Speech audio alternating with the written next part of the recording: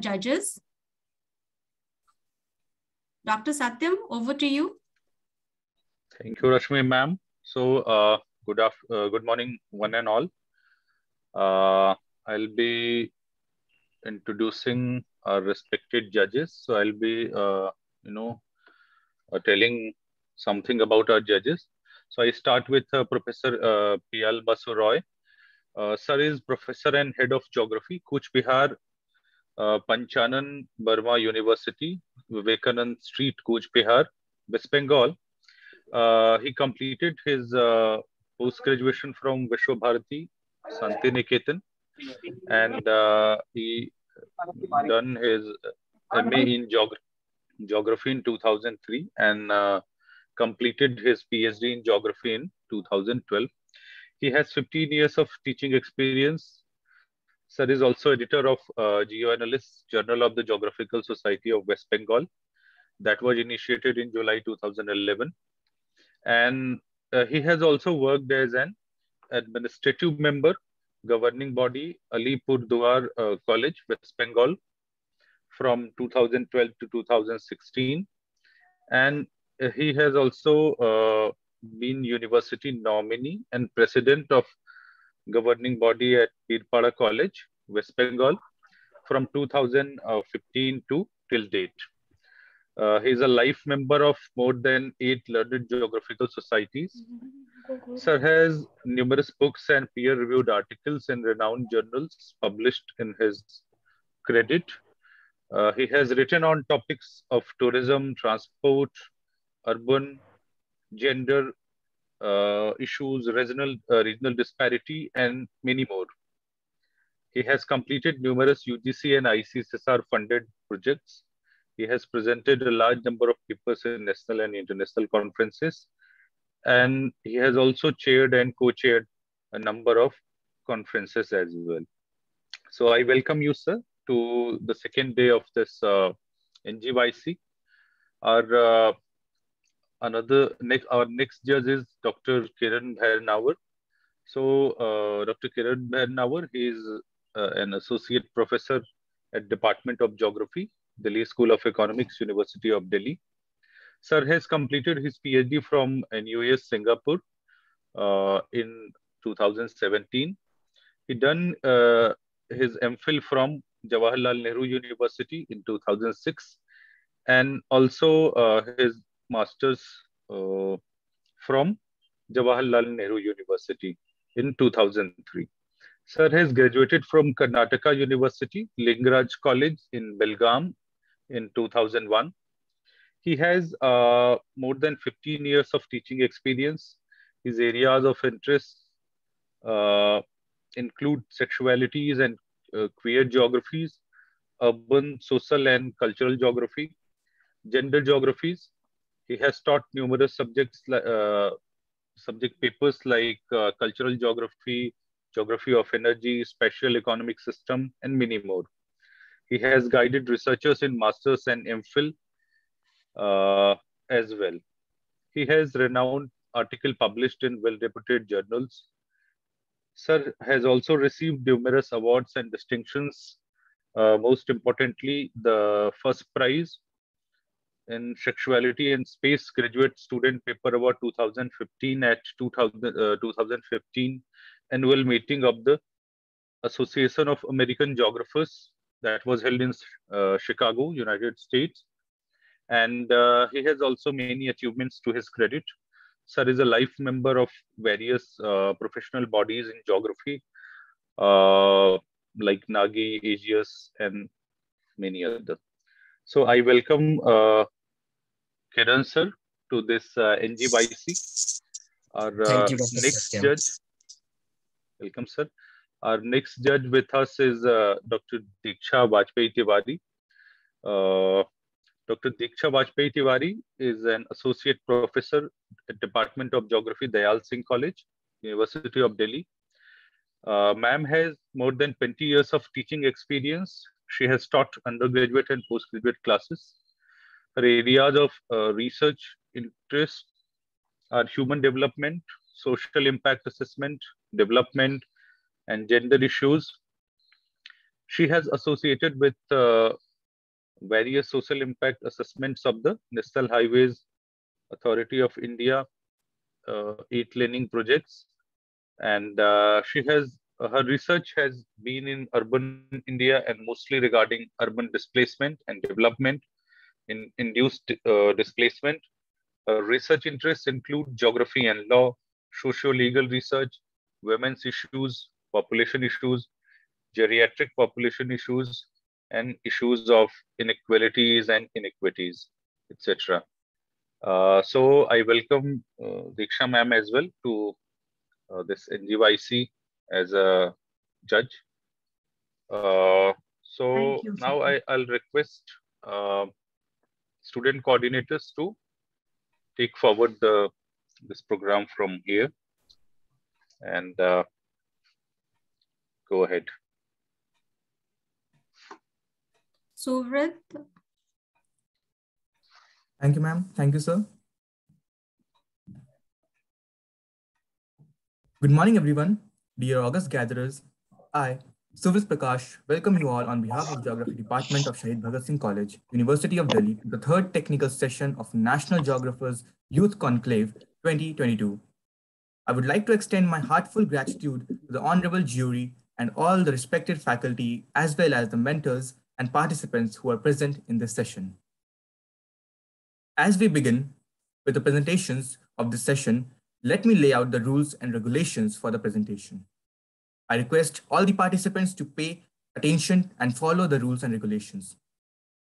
Students are to present their findings using a PowerPoint presentation. The time limit for the presentation is 8 minutes. Mentors are not permitted to give a presentation or reply to the interjection. All the team members must be present in the event. Team are to be judged on the basis of originality of the work, methodology, contribution to the subject matter, and presentation skills. Participants must ensure that they do not mention the name of their institution or mentor in the PPT. Teams must strictly adhere to the given time limit of the presentation. The first reminder will be given on the chat box at 6 minutes, so the team can comfortably conclude their presentation in the next 2 minutes.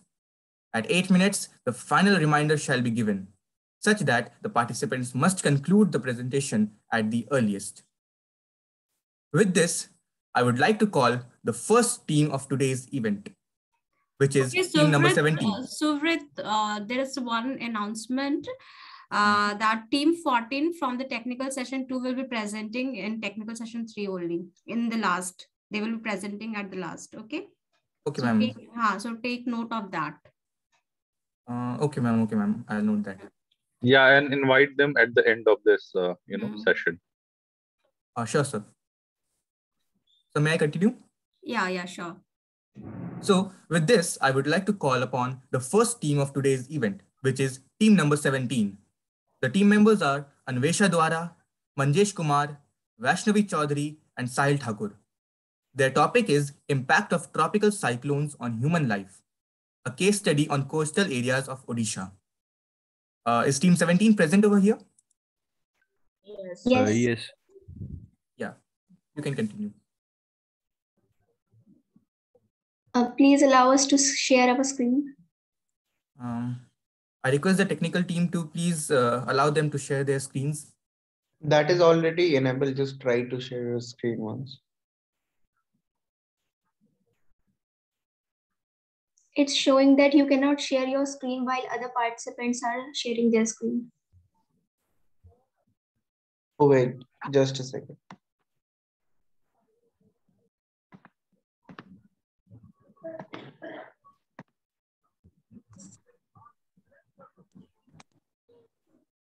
Now try.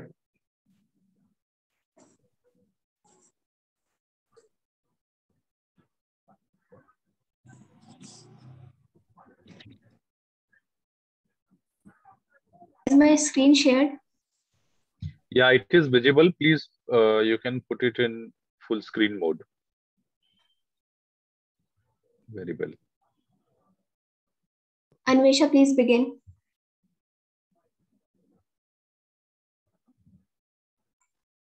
Am I audible? Yes, Anvesha.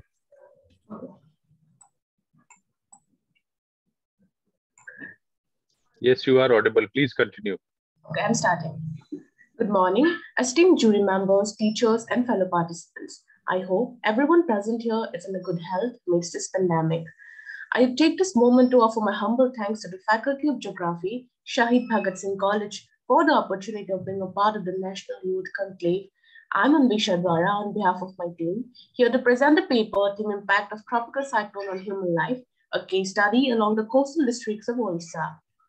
The Bay of Bengal is the home ground of the cyclone due to its peculiar topography. India stands a sixth position in the world mostly occurred cyclone zones. The state of Orissa, lying on the eastern coast of India, has been under the vulnerability of tropical cyclone over a long period of time due to its location and topography. The coastline stretching up to 480 kilometers has a high density of population in the coastal area, rendering it vulnerable to cyclone. Hereby, through our paper, we opt to highlight the effect of tropical cyclone on mental health. The long debated matter on man's position in the environment, whether man is an integrated part of the nature he dwells in, or the vice versa, is still continuing. But the result of man's ability to tackle the natural hazard and disaster gives way to the term geographer Griffith Taylor put forward, that is neo-determinism, where both human being and nature depends over one another and the former proceeds by obeying the latter. In our study, we found that there is an interlinked relationship between the events of occurrence of tropical cyclone and the loss of livelihood, which directly influence the mental and emotional health of a person. Impact of tropical cyclone on human life has been an important subject matter of study where the most vulnerable situation of a person's mental health can be brought into highlight. The huge number of deaths recorded and also the loss of assets is high, which ultimately creates a horrific situation living behind a catastrophe. 80.4% of surveyed people suffered from psychiatric disorder after the supercyclone of 1991. According to the data of Fani cyclone, that is by gross domestic states product by 2018 and 19, it is proved that 5% of Orissa's total economic loss has been also recorded.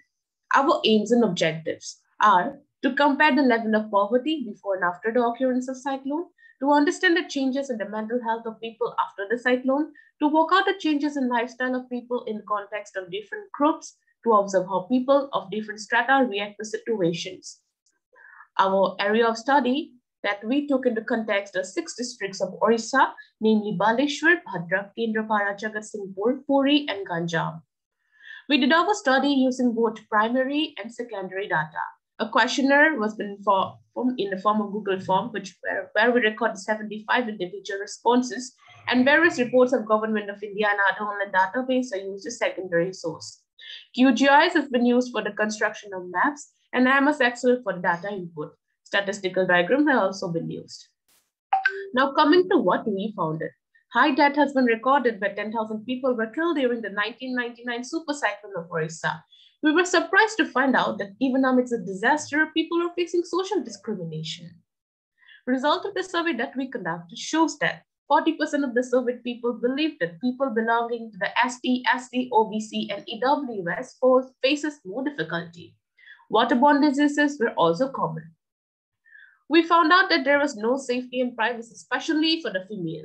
People faced food shortage and pregnant, lactating mother and also the children were deprived of healthy food. The pie chart present here shows the responses we received from our survey.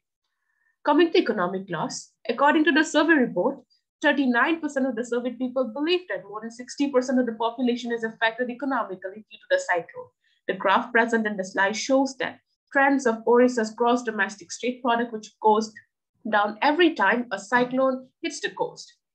Since Orissa's economy is mainly based on primary sector, therefore, agriculture faces another drawback. Crops failure, saline water inundation are the mostly seen phenomena. Another source of primary activity, that is animal husbandry and fishing industry, face large-scale animal fatality, scarcity of food are forced to shift the rearing animals like chicken and ducks. Tourism has been another key factor of Orissa's economy, which faced huge loss post-tropical cyclone. Pictures shown here are the before and after result of the tourist spots. We found out that electricity could not be resolved for more than a month in the affected area, which led to a huge problem in the communication, transportation, and also for the students. Both mental and physical health of an individual is affected during the tropical cyclone. Although physical pain can be taken care of, but mental health still remains a thought. The graph present here shows the health index of the affected districts. Cyclone forces people to start their life afresh. Unemployment and poverty bounce people to pursue odd jobs. Some even take the path of crime. Increases in theft and robbery. Hopelessness. 55.6% of the surveyed population after Super Cyclone 1999 did not hope that they would ever be able to cope up with the damage done by the cyclone. Studies prove students showed signs of mental exhaustion. Children from marginalized sections, often adolescent girls, were withdrawn from the school. They also face an increased risk of child labor, trafficking, and child marriage. The graph provided here shows the educational index pre and post Fani cyclone. After the cyclone, mental health issues like post-traumatic stress disorder, anxiety, depression were common. We also found that the rise of suicidal cases has also rose. The graph present here shows the impact of mental health on people on post-super cyclone. With the help of our study, we saw that there is a directly proportional relationship between cyclone and human health. In the affected areas, the effect is observed in economy, social, and human health. People post-tropical cyclone can be seen suffering from acute stress disorder, post-traumatic stress disorder, and many more. The affected people's emotional and mental health require special attention, which is generally ignored in government policies. So, emotional and mental health should be a part of the disaster management program, and people should be aware of their mental health and related problems. By using concept of green belt cyclone engineered structure and better performing technologies, loss can be minimized. Hereby, I conclude my presentation and request the jury to put forward their awards. Thank you.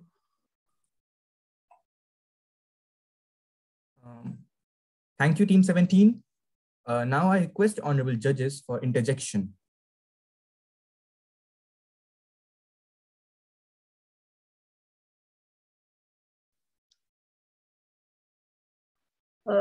Professor Bose, if he wants to start.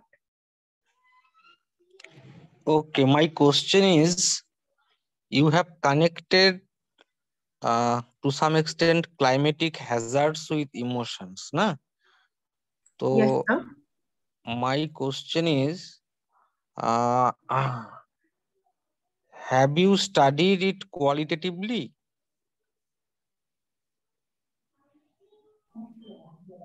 Okay, or so quantitatively? I'd That like means, to ask, yes, sir, please continue. that means have you taken the perception of the people or not?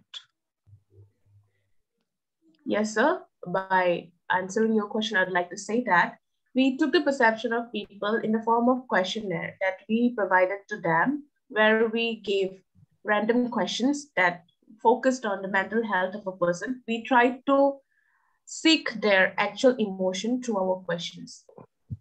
Thank you, sir. Okay, then you have not shown any qualitative statement in your slide. That is the problem.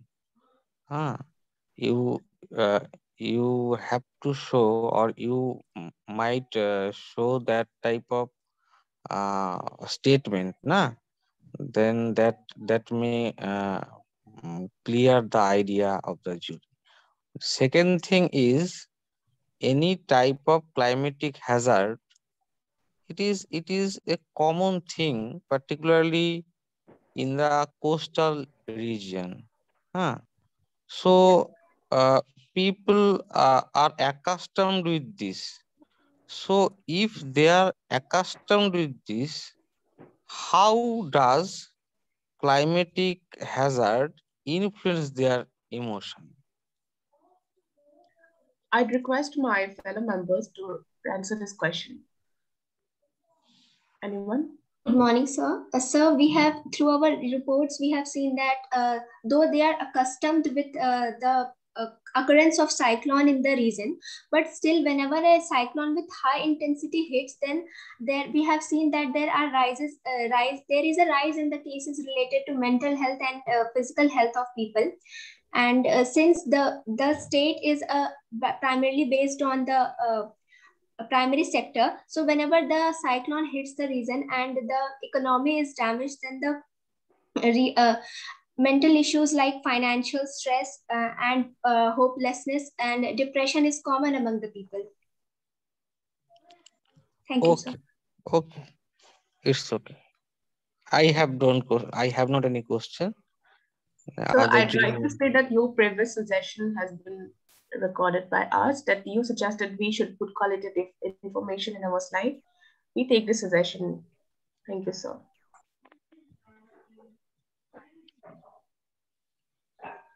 Diksha ma'am, you can ask question.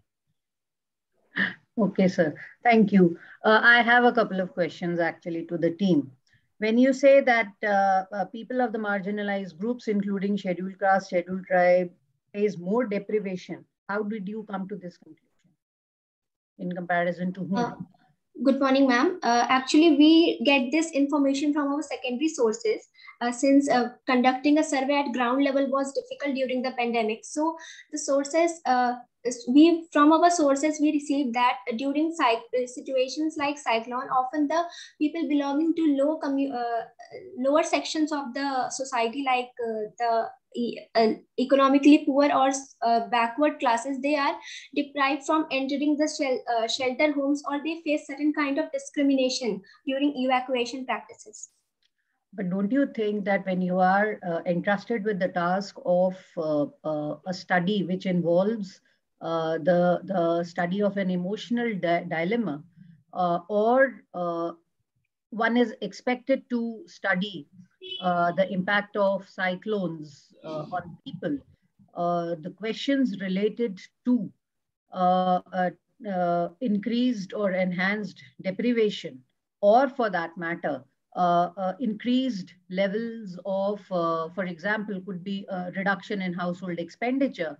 Were they part of your questionnaire? Were they part of your questionnaire that you ran?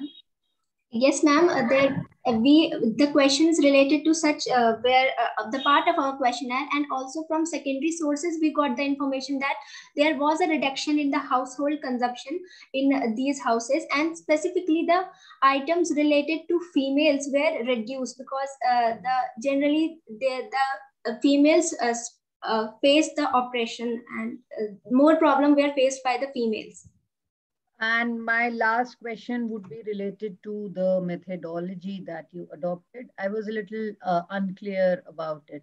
What was the timeline of this study, one? And secondly, was this study entirely based on execution through Google Forms? Ma'am, the timeline of our study was that from a super cyclone of 1999 to the present, to the final cyclone of 2019. And we covered the major events during this time period. And our study was based from both primary and secondary sources. We constructed a questionnaire and circulated it through online platforms. And the certain secondary sources were also were also used, like for mental health issues. We used a report made by the Indian Journal of Psychiatry under the psychiatric consultant Dr. Neelamat Kar, which used certain techniques like PTSD scale, hopelessness scale, etc., to find the presence of such mental disorders among the people of coastal areas of the Orissa during the super cyclone of 1999. Thank you, ma'am. Did this study involve any of the field visits that may have been part, because the slides on methodology were a little, therefore these questions, I could not make much out of it. So therefore the question, did it involve any of the field visits? Ma'am, due to COVID, we didn't had any field visit, but the sources from which we have taken the information, there is a clear mention that these studies were conducted through field visits. Okay. Okay. Thank you. Thank you. Thank you. Thank you, I have respected judges. Yeah, I have a question on, did you have a chance to look at the coping mechanisms to these emotional stress that arose out of the impacts of the cyclone? How did the communities, how did the people cope with these? Sir, can you repeat that question?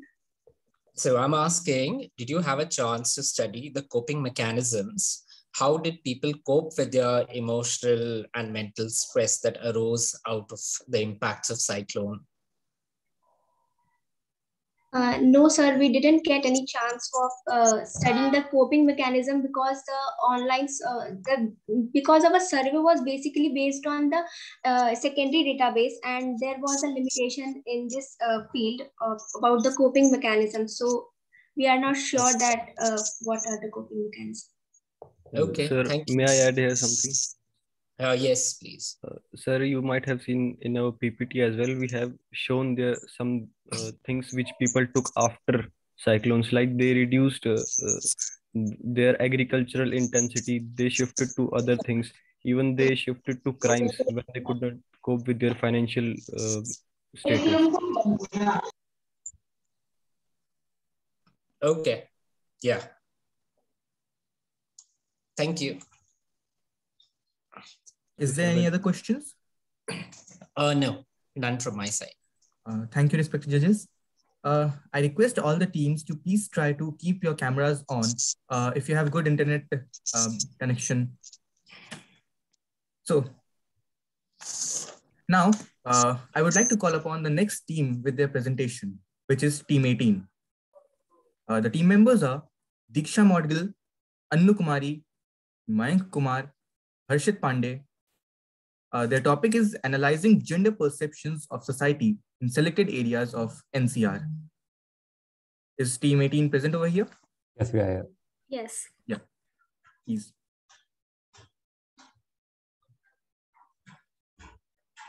Is my screen visible? Yes, it is. Thank you. So good morning to all present here. The topic for our presentation is Analyzing Gender Perception of Society, a study in selected localities of Delhi. Here we can see that geography is having two concepts, which are human and physical geography, and when they interact, the concept of emotional geography emerges. Our concept for study, gender, basically refers to socially constructed roles, behaviors, and identities of girls, boys, men, and gender diverse people. It influences how people perceive themselves and each other, how they act, interact, and the distribution of power and resources in the society. Its identity is not confined to binary, nor is it static. It exists along continuum and changes over a period of time. Our statement of problem is women are perceived as worse scientific leaders and are kept away from attending schools. Gender stereotypes tend to include exaggerated assertions, and women are found to be associated with negative traits such as lack of self-confidence, aversion, and many more. Aims and objectives. The aim of the study is to understand people's perception on different aspects related to gender, to understand the emotions and feelings of the public related to these gender differentiation, and to analyze various socio-political factors causing these differentiation in the society, to find out possible solution to all the problems arising out of these differences in the society. Our study area includes selected localities of Delhi, including East, North, South, and West Delhi. Its total population is 1.67 crores, and the growth rate of Delhi is 2.94% approximately. The total literacy rate of Delhi is 86.34%. We can see here that East Delhi is having the highest total literacy rate at 88.75%, and North Delhi is having the least literacy rate at 86.81%. The map is prepared by us using the QGIS software, and this slide shows some of the selected areas of North, East, South, and West Delhi, which we took for our study. It took us around 93 days to complete the entire study. Database and methodology. To fulfill the objective of our research, a study was conducted in different residential localities of Delhi. The target audience was selected in the age group of 17 to 45 years. For the primary data collection, a questionnaire in the form of Google form was prepared to collect the responses of the target audience, as well as telephonic interviews were also conducted for better analysis. A total of 150 respondents were selected for the study, and an attempt was made to understand their perception related to the gender norms of the society. The secondary data is collected using various social platforms like Instagram, Facebook, YouTube, and also many e-journal, e-books, and e-magazine were referred for the study. Remote sensing techniques, geographic information techniques, and cartographic techniques were also employed for better analysis of the study area. In order to understand the gender perception of the respondents, a questionnaire was prepared and responses were recorded from these questions are given below. The first question in the survey was, do you believe that shades of blue are for boys and shades of pink are for girls? So according to the answers given by our respondents, around 77% of the respondents, they feel that no, these colors are not gender oriented, rather they are gender neutral colors. People have the right to select the colors of their choice. The second question was, do you believe women should be polite, accommodating, while men should be outspoken and dominating? And the responses were around 90% of the respondents, they believe that these personality traits can be observed in any of the genders. They are not made for any particular gender. Men can be shy, submissive, or polite, whereas women can be dominating and outspoken. The next question was, do you think males can express their emotions, especially by crying? And around 55% of the respondents, they believe that yes, male can be emotional at times, and even they can vent out their feelings by crying or expressing them. Followed by that, the next question was, do you believe women are the only one responsible for raising and nurturing the child? And around 78% of the respondents, they believe that this is the responsibility of both the parents, and they both are equally held responsible for the development, nurturing, and upbringing of their child.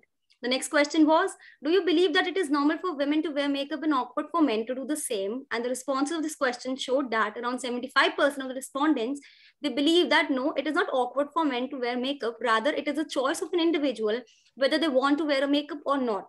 Also, around 4% of the respondents, they were not very sure whether it is awkward or it is acceptable. The next question was, do you think men can be a homemaker and women can be a breadwinner? And around 74% of the respondents, they believe that yes, women can work and men can be a homemaker. It is a personal choice of an individual, and these are not gender based, rather they are gender neutral events. Followed by that, the next question was, do you stand by the new regulation that grant legal age for girls to get married is 21 years? And the results were amazing. Around 81% of the respondents, they believe that yes, this is the right age for girls to get married as they become mature enough and they can take their own decisions. Until then, they can even continue their education. The next question was, do you think girls and boys should get compulsory education till the age of 16 years? And around 69% of the respondents, they believe that yes, they should be getting compulsory education up to 16 years of their age, because only then they'll be able to take their own decision and work for the development of the society. The last question in the survey was, do you think both girls and boys should get equal freedom to make their own decisions? And around 94% of the respondents, they believe that yes, equal opportunity should be given to both the genders and they should be allowed to make their choices and do whatever makes them feel happy. These are some of the suggestions which the respondents gave while filling up the questionnaire. Policies implemented by the Delhi government. Delhi government is making constant efforts to uplift the women section of the society, and for that, many schemes have been initiated. The Women Empowerment Cell coordinates and supervises various schemes and programs, and they basically target preventive, protective, and empowerment programs. Working women hostels have been set up in Delhi, and safe accommodation is being provided to the women. Delhi Commission for Women also grants legal and constitutional rights to women to safeguard them. And some of the programs initiated under this policy are Sahyogini, the helpline frontal desk of Sahyogini, rape crisis cell, crisis intervention centers, and many more. Delhi Safe City. Delhi Safe City program provides self-defense training in schools and colleges, and also it deploys marshal in the buses, and also protects and maintains the street lights. Prevention of Sexual Harassment of Women at Workplace Act and Immoral Traffic Prevention Act, monitoring framework for the shelter home for women and girls, drafting of Delhi Government Vision Document 2030 is one of the most important, which targets Sustainable Development Goal 5, 10, and 16, which focus on women empowerment and social inclusion and peaceful institutions and societies. Involvement of Department of WCD and work centers for women have been imparted. These are a few things which shows the brighter side of these policies. Because of these policies, the crime rate in Delhi has reduced significantly from 2019 to 2020. These are some of the tweets tweeted by the policymakers to ensure gender equality. These are some of the several female figures who have achieved excellence in the fields and are a source of inspiration to many others. To name a few, we have Indira Gandhi and Mary Kom for boxing. Conclusion. To know the gender perception of the respondents, the study was conducted and the conclusion drawn after proper analysis and interpretation is discussed below. According to the question answered by the respondent, it is clear that the mindset of people is changing. People have started giving equal respect to both the genders. The color selection, personality traits, career option, and decision-making rights are given to both men as well as to women. The impact made through these schemes and policies made by a policymaker is gradually changing the perception of people from patriarchy to equality. So various scholarship programs, awareness programs, and other such initiatives might have helped people to change their mindset and take a step forward by providing education to their girl child. Women nowadays are excelling in all the fields like sports, theater, social inclusion, science, and innovation. They are becoming the source of inspiration for the coming generations as well. We have also observed the places having schools nearby have a more literate population, and the gender perception of people living in these areas are broad and open-minded. We believe that education is the key to success and to change the mentality of people and bring the change that leads to the development of the society. Future work will be keeping an eye on the upcoming events and policies taken by the government to reduce gender equality, and will be also calculating the success rate of some of the recent initiatives of the policymakers and noting how these policies came out to be in the near future. Thank you, judges, for listening to our presentation, and thank you to our team members for contributing to this presentation. Thank you, Team 18. Now, I request honorable judges for interjection.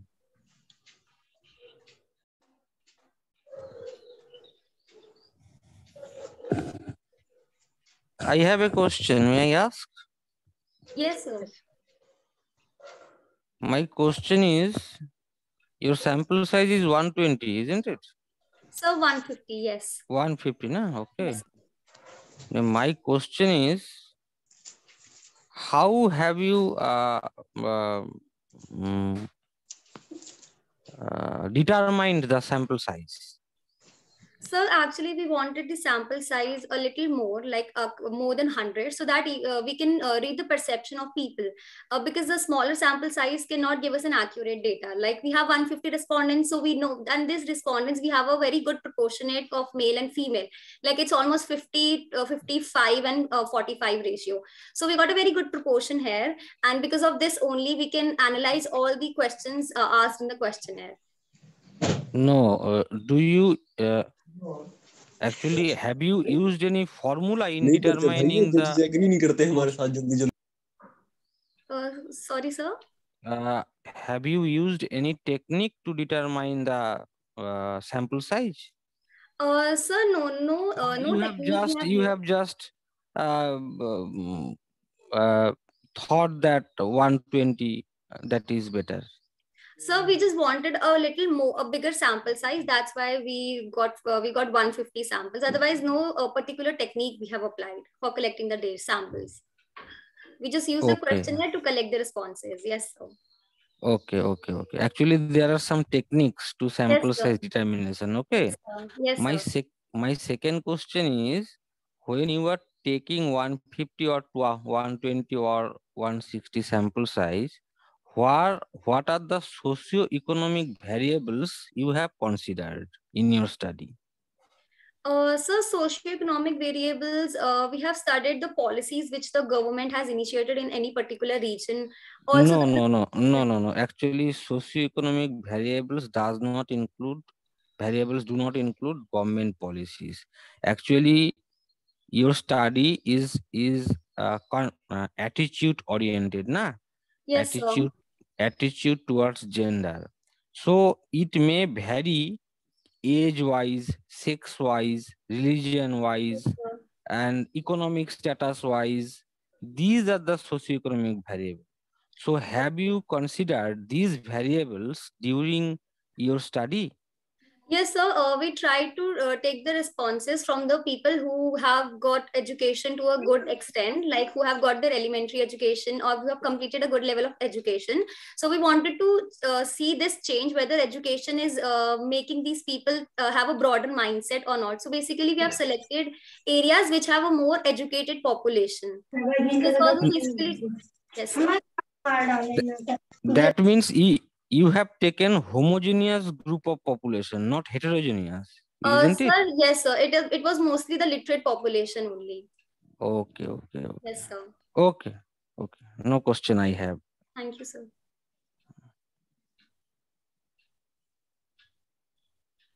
My question is an extension of what sir is also asking. What is the basis of selection when you said that you have selected 150 respondents? What is that basis of selection? Who were the ones who were excluded from this selection? Ma'am, basically, as I told, we wanted to study how education impacts the mindset of any population. So Okay. what we have done is we basically Second question, yes, please. ma'am. If you are studying the impact of education, then don't you think your data disaggregation should have been on the basis of levels of education of your respondents? Okay, ma'am, actually we just got this 17 to 45 age group. So yeah, we could have this categorize the age group of our population, but we basically just wanted to see how the education helped them. Like even a 18 years old, if he has got educated, he or she have a different perspective related to various these gender questions which we've discussed. So we just wanted to see whether a 18-year-old kid, he thinks that green and blue and pink are different shades for these two genders, or girls can work or not. So we just wanted to see this, that whether these population is having this mindset or not. Okay, last question. Yes, you have elaborated on the various kind of policies that the governments are running. And nowhere was the impact or the role of these policies, neither were they part of your questionnaire. I could not take that out from your presentation, that any of the impact or the role that policies have, if at all they have a role to play in deciding, in altering, in improving, in differentiating, in whatever maybe the word that you may want to use it. In understanding gender. What is the role of the policy? That if you are elaborating so much on the policies, what is the role that policies have in gender and altering gender perception, if at all there is one? I was not able to take that out from the study.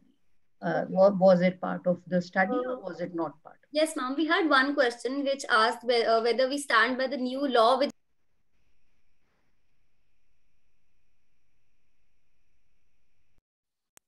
Diksha, unmute yourself. Yes, Yeah. sir.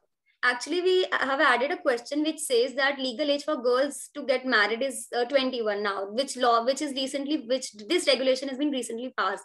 So we just asked. I'm sorry, I need you to be corrected on this. Yes, ma'am. There is a discussion on it. The cabinet has accepted it. Yes, ma'am. Not yet accepted. Yes, ma'am. That's what we asked the people, like the respondents, that whether they want this, whether they are in support of this regulation or not. So most of the respondents, they were in the support of this regulation, and they believe that this should come in power. Okay, so and also, ma'am, we have discussed this 16 years of age compulsory education for students. Basically this is a law which there is a policy in Delhi government which they provide education to children, like up to 10th and up to 8th they provide education. So we just wanted to see whether these policies have affected or not. And also the crime rate due to these policies, like the Women Development Cell of Delhi is working very hard, and also they are protecting and safeguarding the basically the women. So the crime rate is also decreasing because of these policies. So that's what we try to analyze.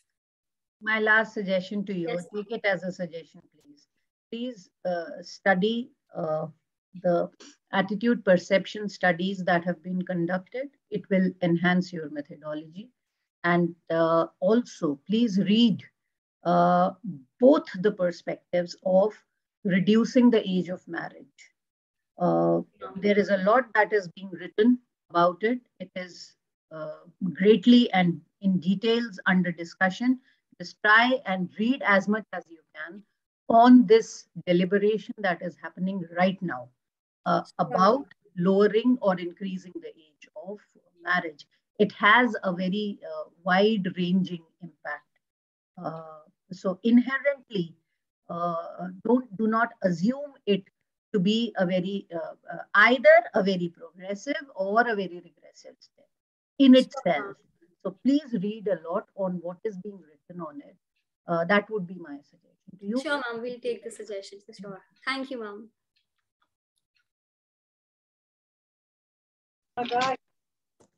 I have a question for you. How do you look at the role of space in understanding gender perceptions in your study? So that is my first question. How do you conceptualize space here?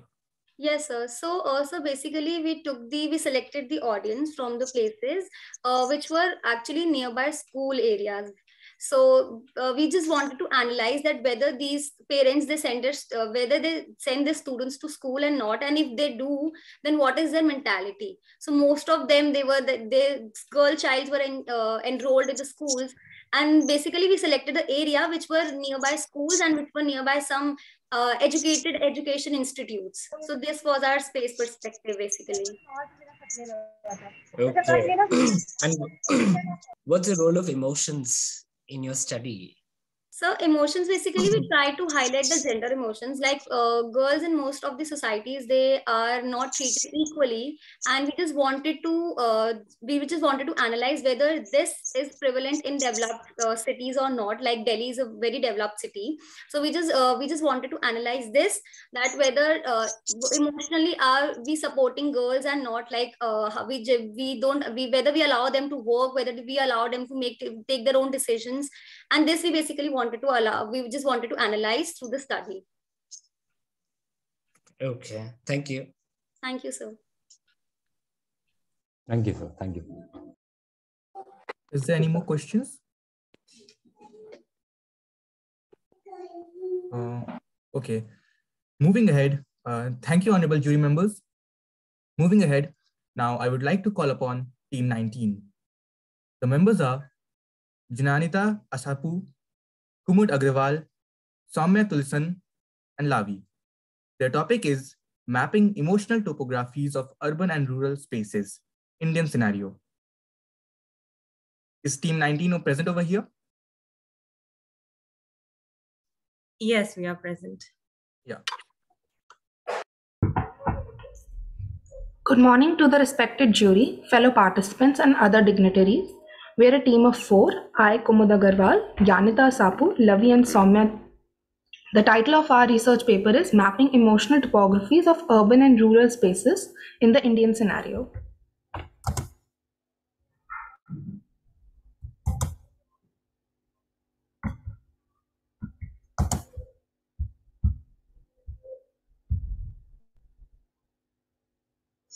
Emotional geography has a common concern with the spatiality and temporality of emotions, which brings us to the core and fundamental concept on which our research is based.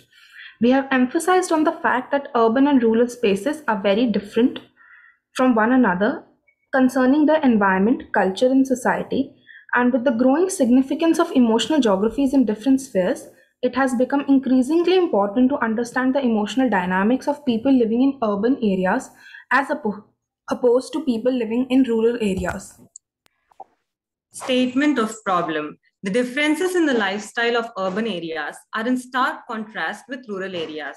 Our research tried to establish the same through acknowledging these differences, and we have worked towards evaluating various aspects facilitating this difference in emotion. The aims and objectives of the study. The main aim of the research is to do a comparative study of the differential emotional patterns of people living in urban and rural areas and establish their relationship with their environment, culture, and society. We have characterized their objectives into 3 spheres: conducting a comparative analysis of emotional topographies of urban and rural areas, analyzing the effects of environment on people and their adaptation measures, and suggesting measures to cope with the emotional imbalances. Study area. The study area for the research is chosen after several considerations. This is essentially done to facilitate a better understanding of emotional patterns where the landscape of the areas have comparable factors rather than 2 completely contrasting areas. In the same pursuit, the urban sector of Delhi NCR and rural sector of Uttar Pradesh are chosen as the areas of study. Before we proceed to the factual data and survey analysis, it is essential to know the background of these areas. So Delhi is located in northern India, and physiographically it is part of the fertile alluvial plains. Uttar Pradesh can be divided into two physiographic regions, the central plains of the Ganga River and the southern uplands.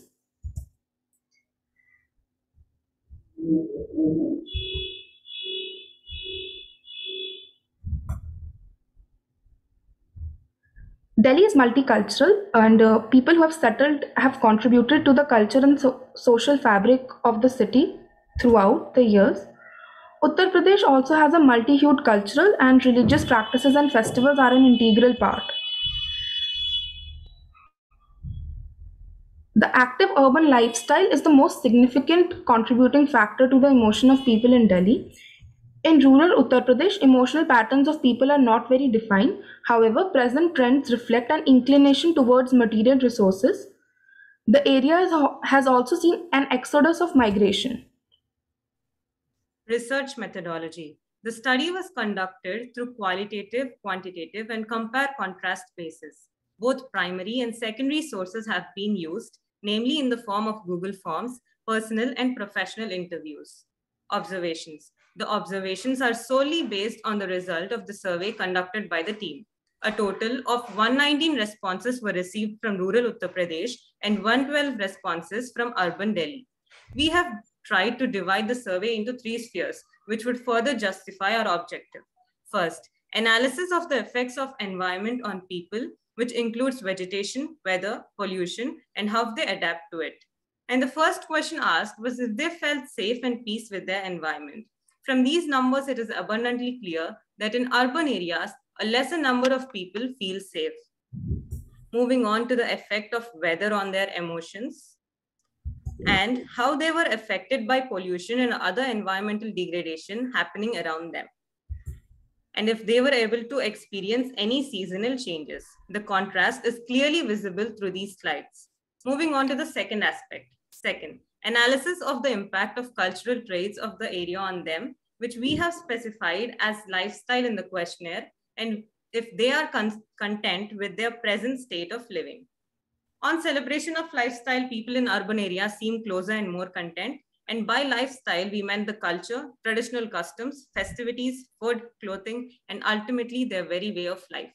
Next, we asked on how likely people were to change their lifestyle to better suit their environment, where little difference was observed in the responses. And finally, the analysis of individual emotional awareness and suggestions on how a better mental condition could prevail.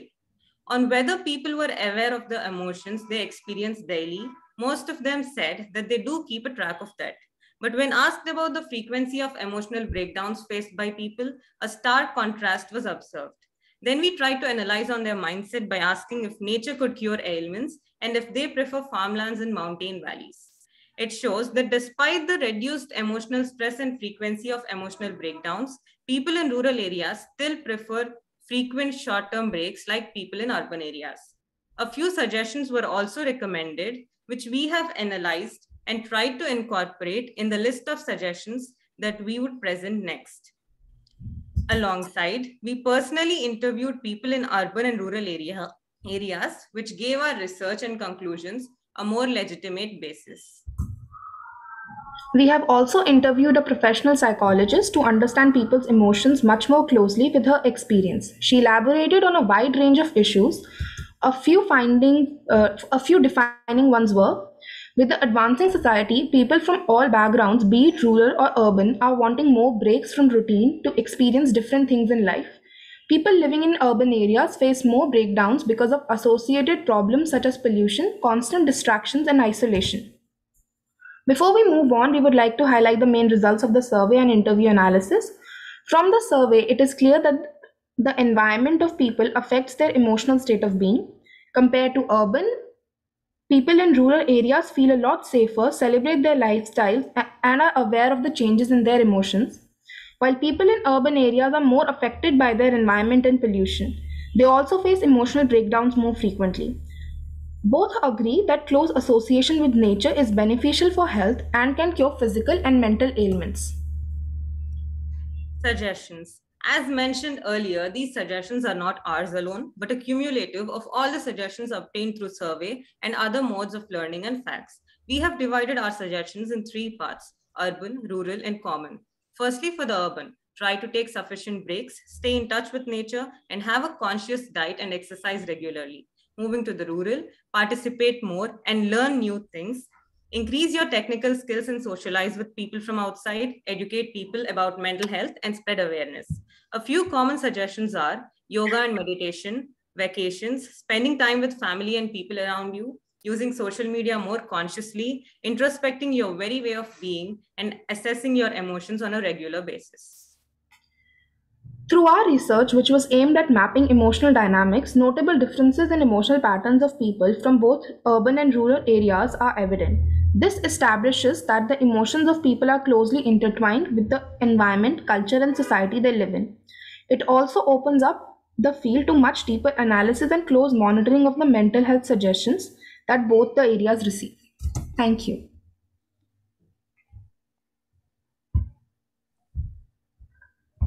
Thank you, Team 19.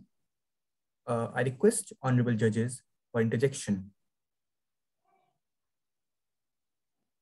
Thank you very much for your presentation, but there are a few questions from my side. First of all, regarding methodology, you have not mentioned the sample size, isn't it? Have you mentioned? Yes, sir, we mentioned it. It is 119 for rural areas and 112 sorry. for Right. urban areas.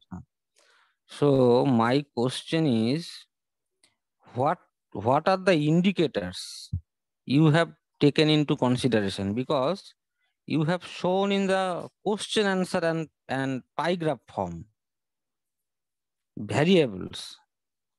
That means not in statement form. That is in short term form, like economy, age, sex, like this. So what type of variables you have taken into consideration?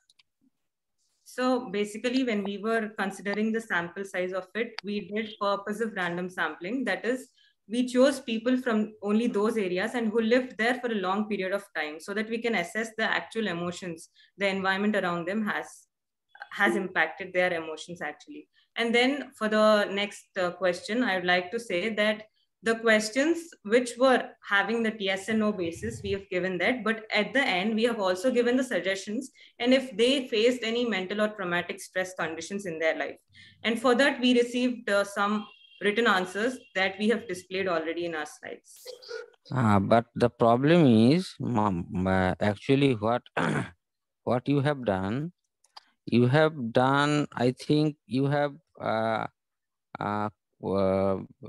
to some extent merge emotion with well-being, mental well-being, or mental well-being or emotional well-being. I think my question is, there is variation of emotion in respect of age, in respect of sex. So when you are taking sample 119 or 117 from rural areas or urban areas, have you considered age? Have you found out any variation in age? Yes, sir. So we ensure that the form is circulated to all communities because a lot of people we know that they live in different areas of rural areas and different areas of urban areas. So we have ensured that the form reaches to all communities and people of all age groups and all sexes. So we didn't give the question in the survey that tell your age and your place of residence, but we have ensured that the form is circulated to all age groups because we have not done a probability sampling. This is non-probability sampling. So we have selected the kind of age groups the form reaches. Okay, then my question is, you have shown your entire presentation through bar or pie graph. Why have not you used any statistical techniques? There are so many good statistics, you may use that. So on the internet. that could give a better result. Okay, so There, we'll take that suggestion in the final paper. okay. It is my suggestion. It is a good paper if you incorporate just a few statistical technique. Okay. Yes, You sir. just Sure. note it down. Okay. Thank you. Otherwise, it is okay. Okay.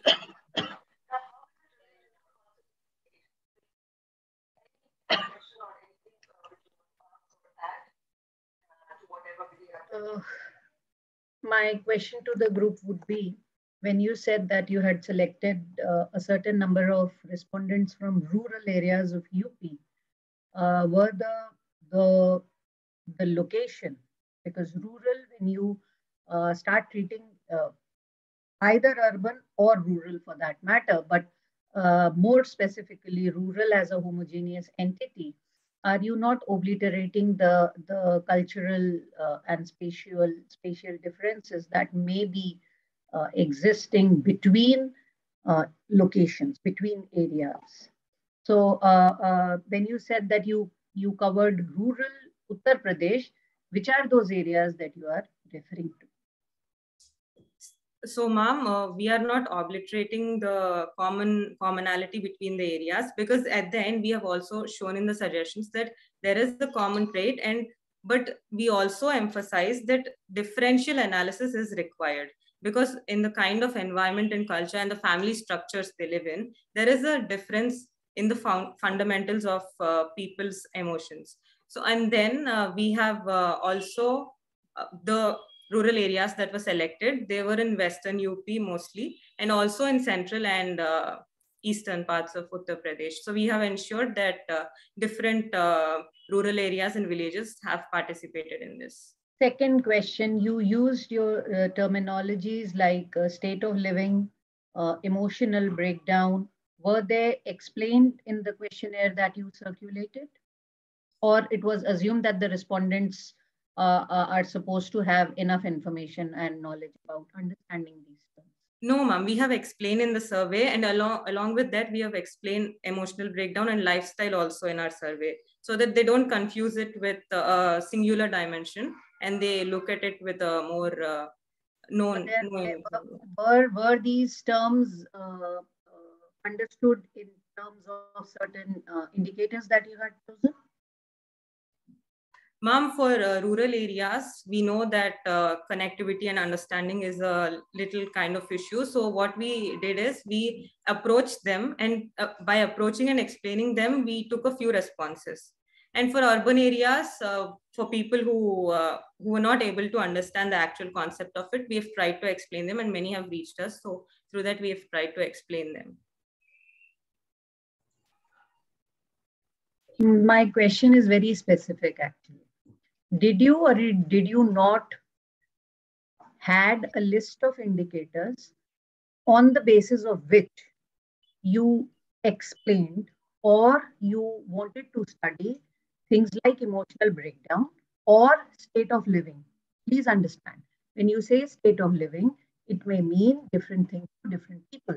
It may mean a different things to the same person at different stages also, different times of the days also.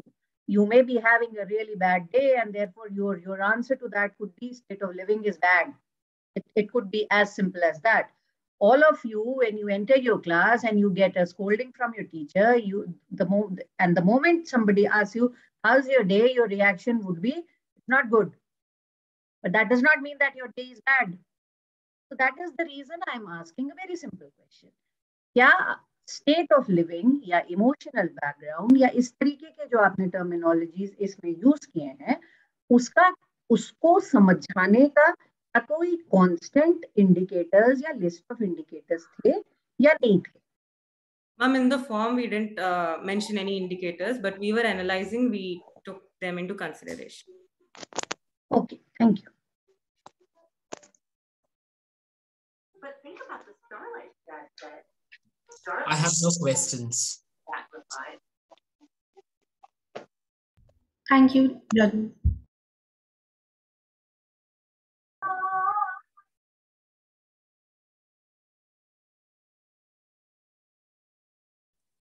Is there any other questions?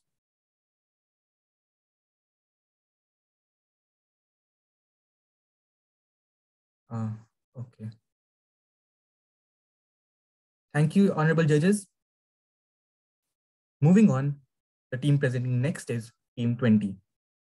And the members are Rohan Kumar, Sumit Kumar, Malavika Manoj, and Ankit Singh. And the topic they are going to present is Impact of Response to the Extreme Climate Events, a case study of village Sitab Diara and village Karwar.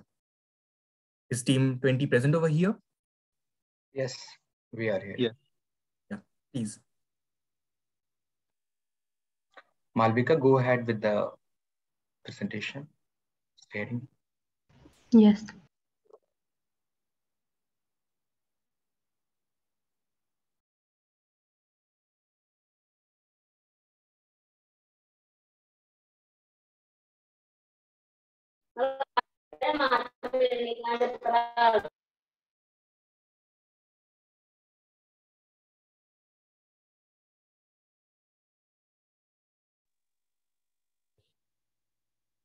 Okay, so am I completely audible?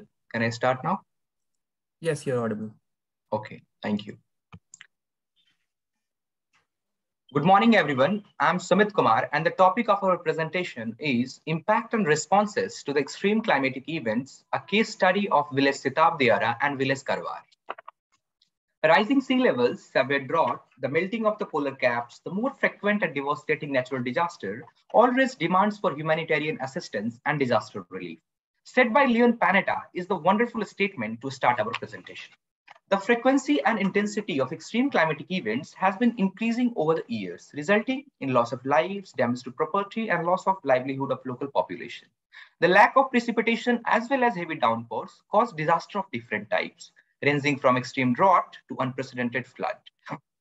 The number of people at risk has been growing each year, and the majority of vulnerable people are in developing countries with high poverty level, making them more vulnerable to disasters.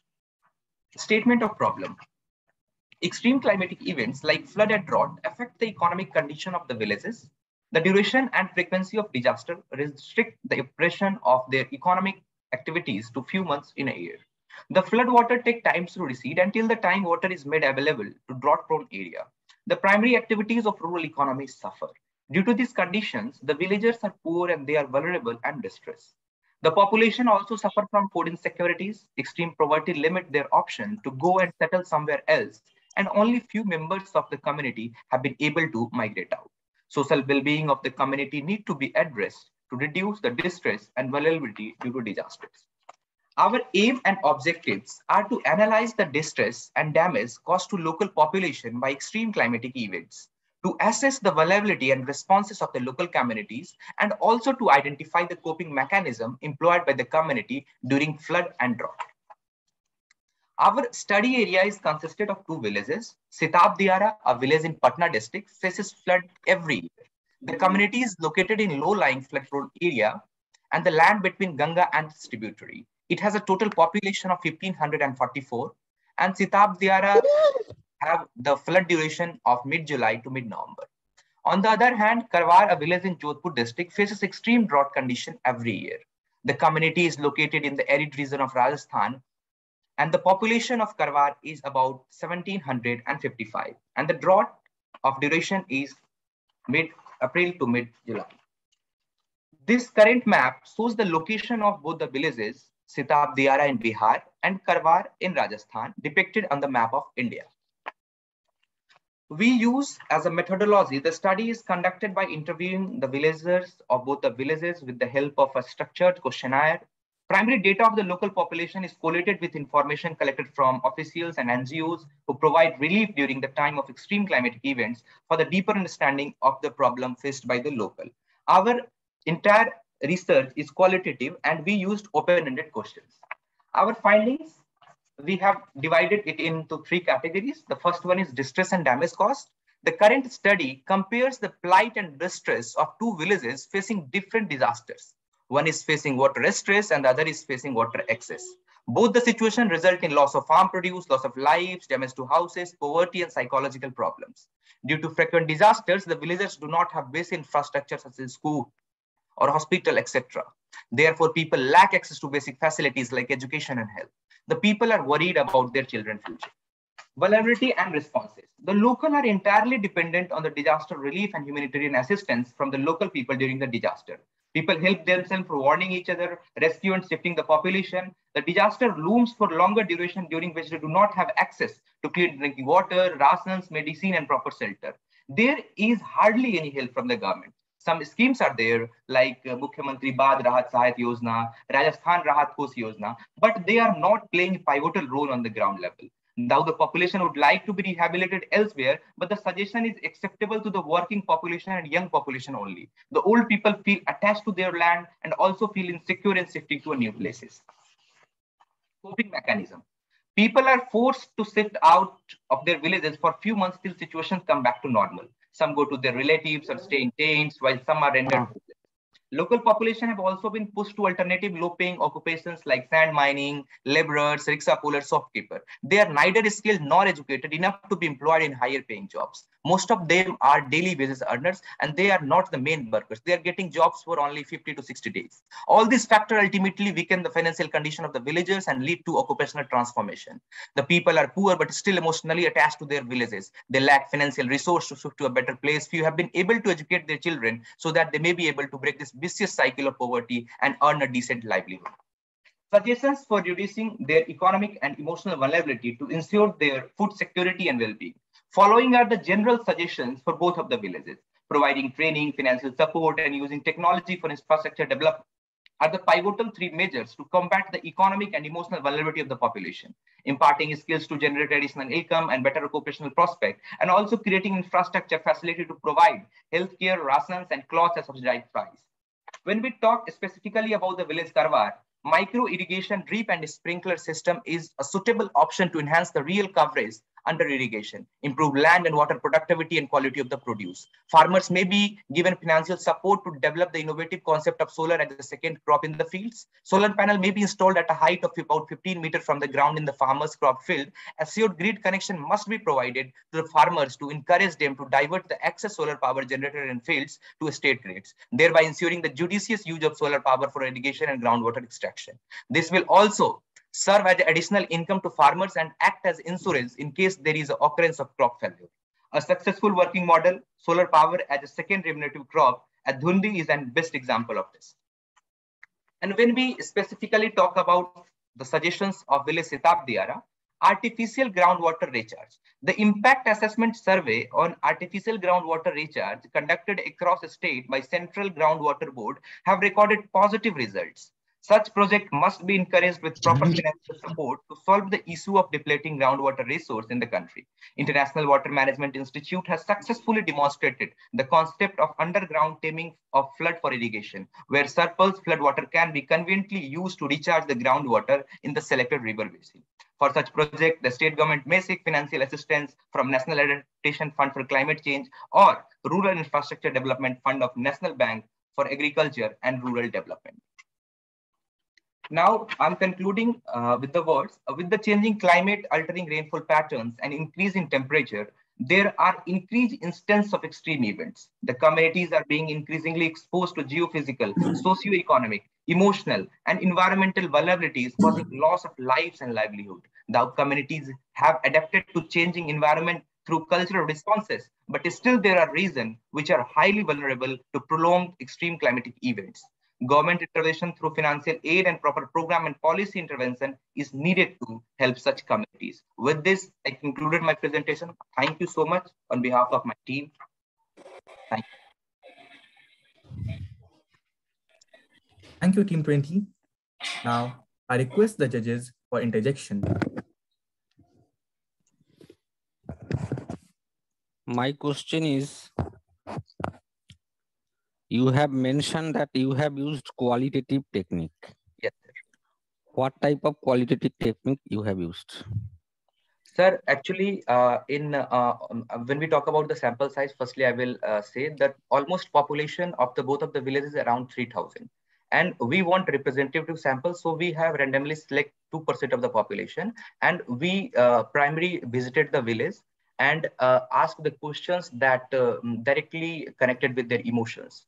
Like we have asked about the vulnerability they are facing, how things are going on, what kind of changes they feel after the extreme climatic events have hit themselves, and this kind of questions were asked. No, then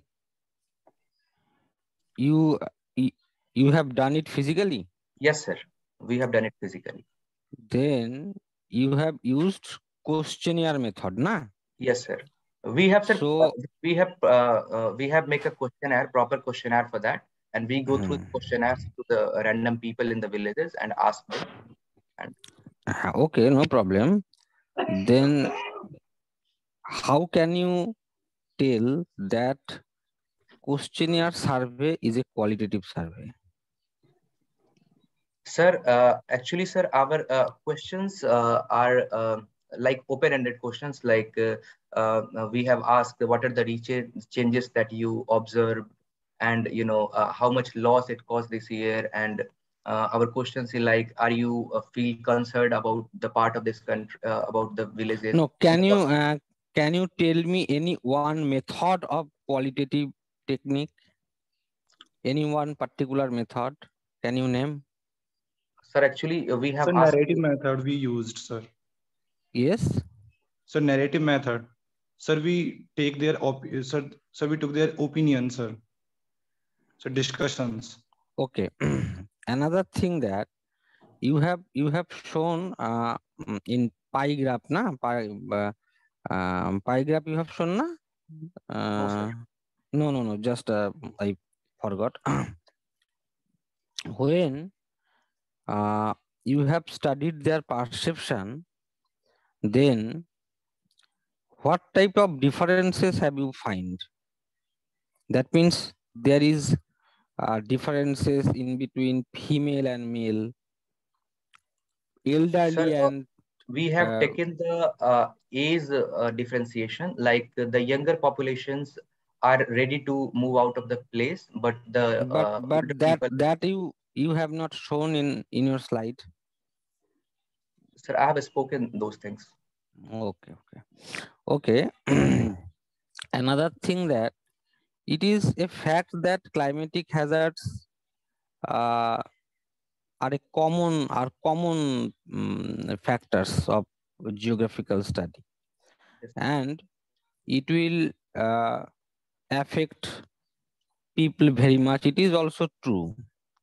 So I also said earlier that very often people have to accustomed with that situation, na?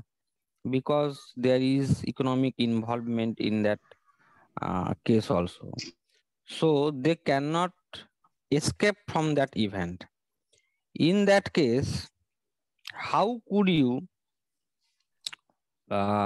definitely say that there is adverse impact of climatic influence in or among the people of that area?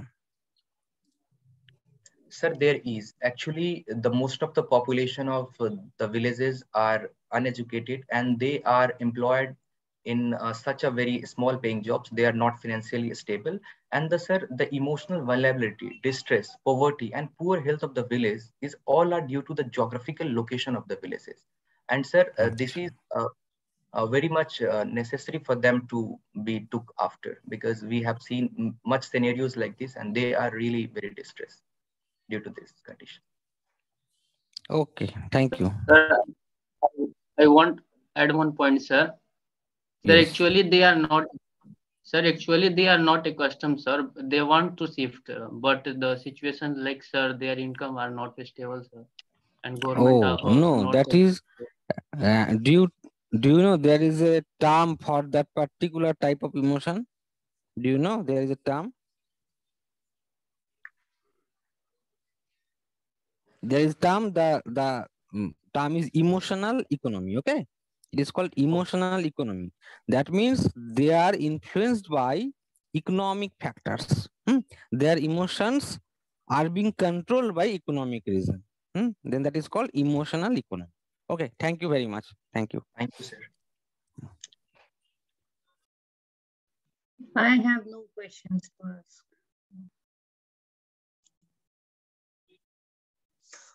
I have no questions as well. Thank you, sir. Thank you, ma'am. Thank you, honorable judges. Moving ahead to the next team, which is team number 21. The members are Ankita Chaudhary, Nikita Singh, Swati Paridhi Chaudhary. Their topic is Life After Pandemic, a Socio-Economical Analysis. Is team 21 present over here? Yes, we are here. Just give me a second. Yeah, please go ahead.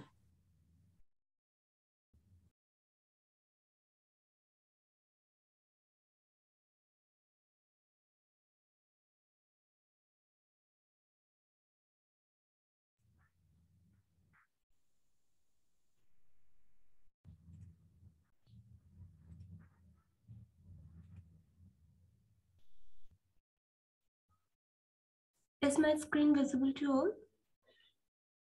Please confirm. Yes, it is visible. Thank you so much. Should I start now? Yeah, go on. Okay. First of all, I wish a very good morning to all the delegates, judges, and all my fellow geographers present here. Myself, Swati, and I'll be presenting our work on behalf of my team, and the topic of our research is Life After Pandemic, a Socio-Emotional Analysis. The concept revolves around as all the spheres of life have been changed drastically after the outbreak of COVID-19 pandemic. It created an unprecedented test on education.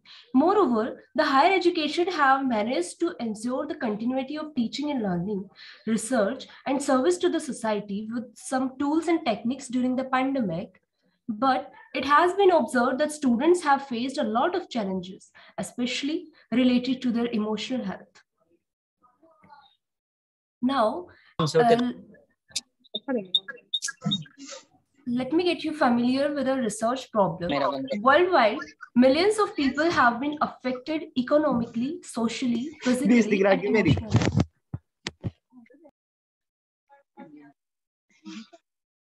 Good morning.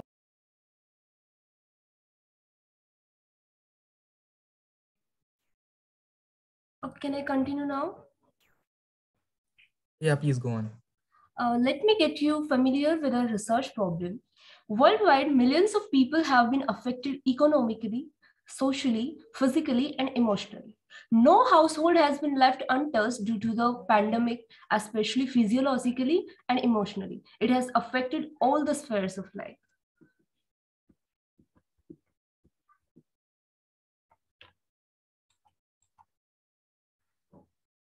The aim of our research is to understand the life after pandemic.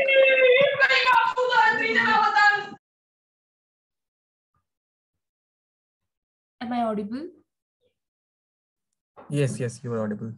The aim of our research is to understand the life after pandemic of the undergraduate, postgraduate, and researchers of India.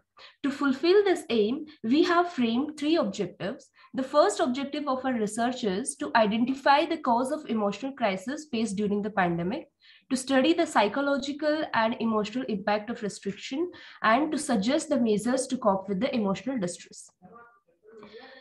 The methodology we have applied in our research is a questionnaire in the form of a Google form was circulated, and we are delighted to inform that we got total 283 responses, out of which 209 were female respondents and 74 were male respondents.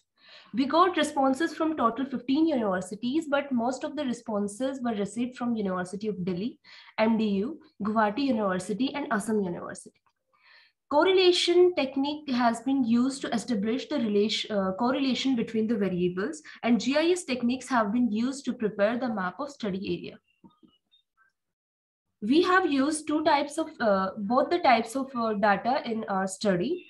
In primary data, we circulated a questionnaire which contained both open-ended and closed-ended questions. And in secondary data, we reviewed some research papers and used some media reports.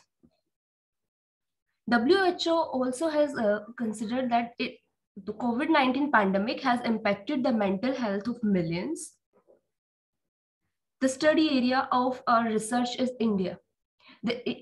It has been severely affected by the disease. Till date, 4.87 lakhs have been lost life. Students of the higher education are directly or indirectly affected by the virus. This map is showing the locations of our respondents from where we got our responses.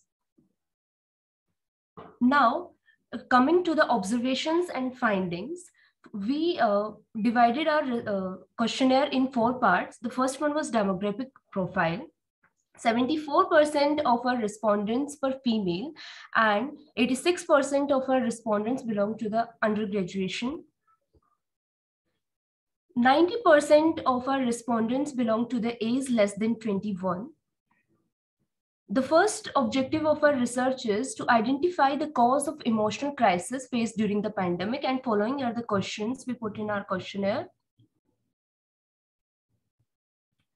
26% of our respondents had their family members infected with COVID-19, and 11% of them lost their family members in the pandemic. 63% of the respondents were feeling overwhelmed due to the fake rumors and the distressing news which was spreading during the pandemic. There were multiple causes of the emotional crisis occurred during the pandemic, out of which social isolation, travel ban, changing lifestyle, work pressure in the family, uncertainty of future, coronavirus, and negative news and distressing news were the prominent one. Also, due to this causes, people faced a lot of problems during the pandemic, and the prominent ones are they were not able to sleep well, oversleeping, working habits changed, fluctuations in blood pressure, decline in performance, and neglect of personal hygiene.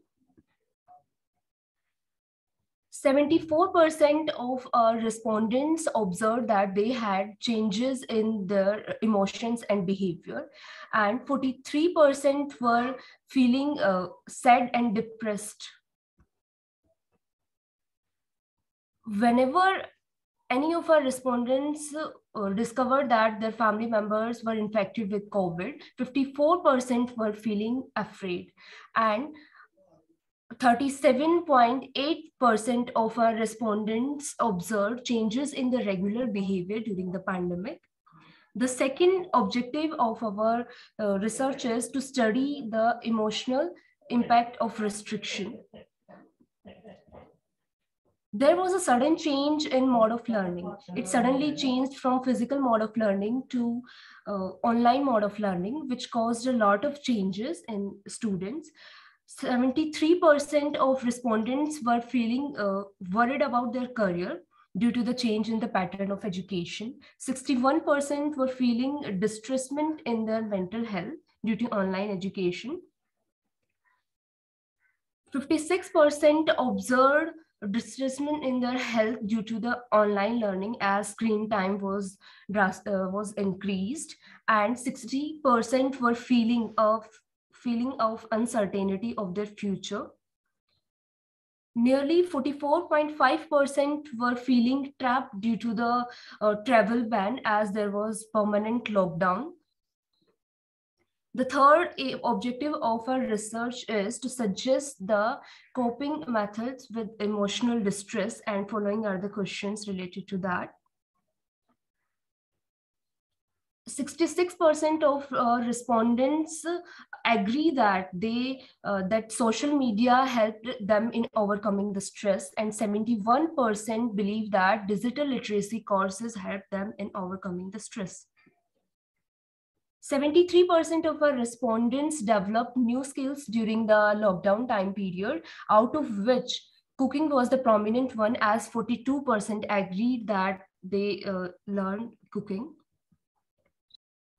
43% observed that they took the way of meditation for overcoming the stress, and 57% applied the way of indoor games to divert their mind. 50% of our respondents shared their problems with their friends, and 38.9% of our respondents, sometimes they participated in online competitions organized by different universities and different organizations during the lockdown period. 73% of the respondents consider COVID-19 as a bane for them, and as 75% of our respondents agree that though COVID-19 was a bane for us, but it had some positive impacts too, like quality of air is improved, quality of water is improved, and there was a decrease in noise pollution. Team 21, please conclude your presentation as soon as possible since the time is up. 61% prefer the offline mode of learning, and the present state of mind is 39% are now feeling stressed. There's a moderate to strong association found between the number of females and the stress, which states that females were very prone to stress during this time. Now, this is the time to conclude our research. COVID-19 is a pandemic because of its widespread across the whole world in a very short period of time. Even due to the spread of fake rumors during the pandemic, it caused a great deal of uncertainty among the students. And though it was not a very good experience for any of us, but it had some positive outcomes too. There are suggestions from our side. We can keep a journals of our thoughts, learn and practice meditation, talk to someone you trust. At last, as this pandemic is not over yet, although it has become an endemic now, hence we want to reframe our title of our research to Life Amidst Pandemic, a Social Emotion Analysis. Thank you so much. Thank you, Team 21. Now, I request the judges for interjection.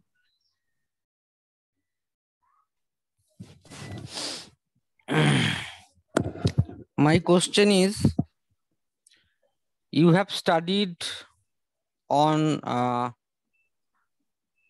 psychological trauma, distress, etc. And you have taken most probably university students, na? Yes, sir. Not other section of people, isn't it? No, sir. We have just took the university students, the undergrads, the postgrads, and the researchers. Okay, fine. Then how could you differentiate that that much student, that percentage?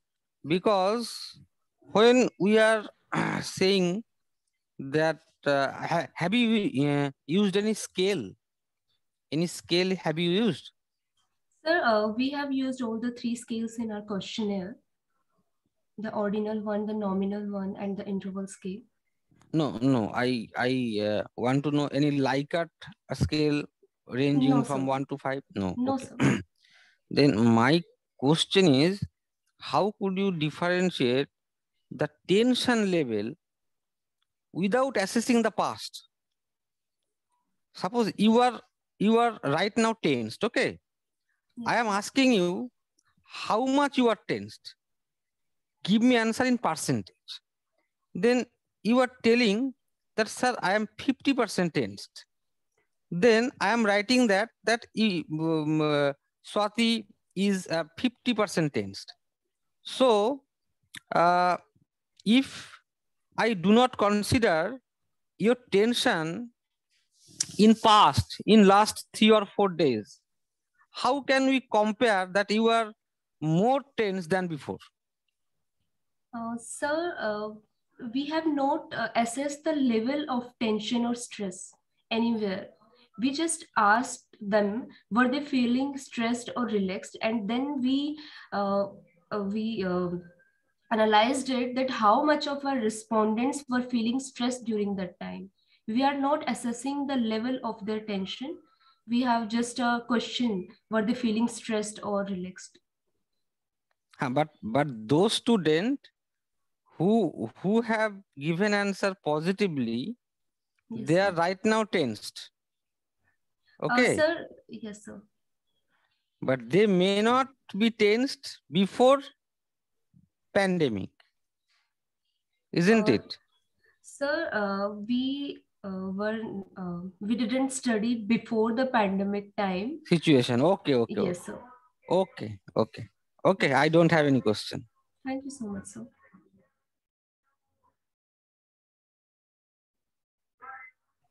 My question to the team would be, was it a pre-designed questionnaire, or was it a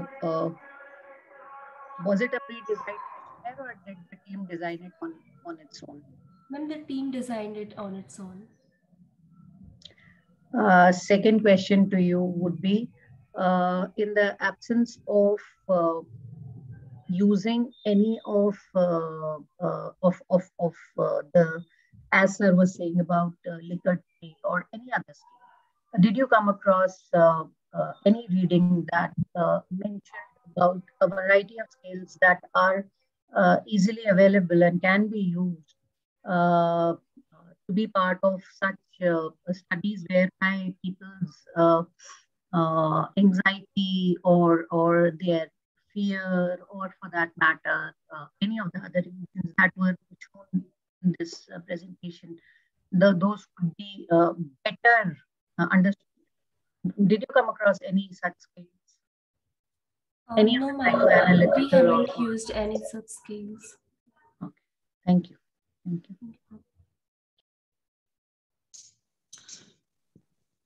I have no questions. Thank you so much, sir.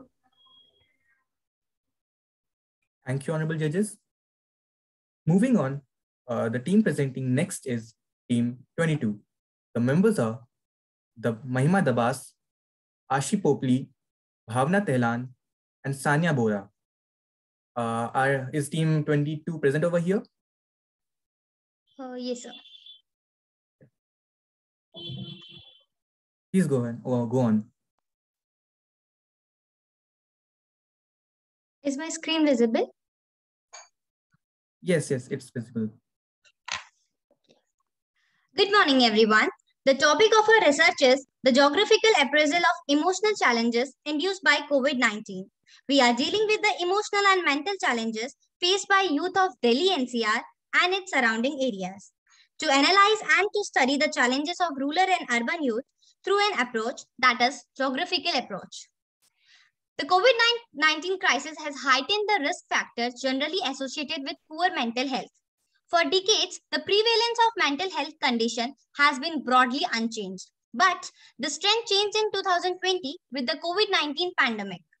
COVID-19 pandemic had various kinds of impacts. I am interrupting. Please show full screen, please. Okay, sir.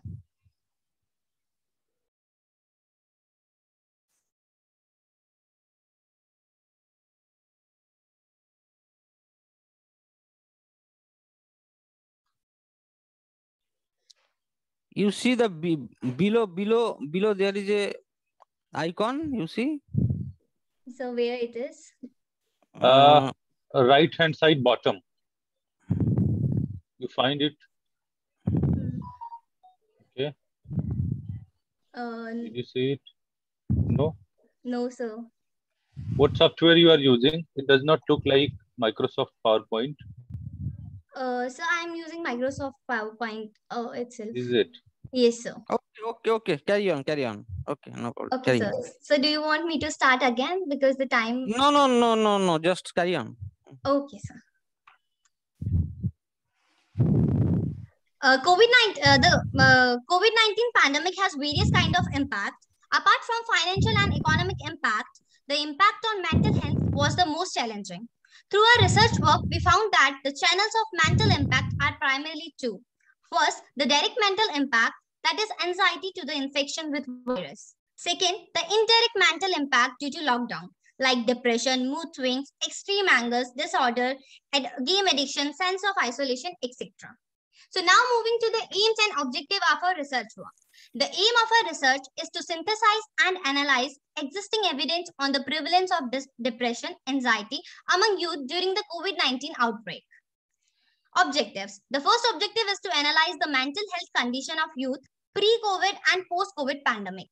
The second objective is to analyze prevalence of mental issue on the basis of rural and urban in youth. The third objective is to identify the cause for mental issues like depression and anxiety. The fourth objective is to suggest the measures to improve mental health condition in people. Now moving to methodology. For the research purpose, primary survey has been conducted in some part of Delhi NCR and surrounding areas, considering towns and cities as urban areas and villages as rural areas.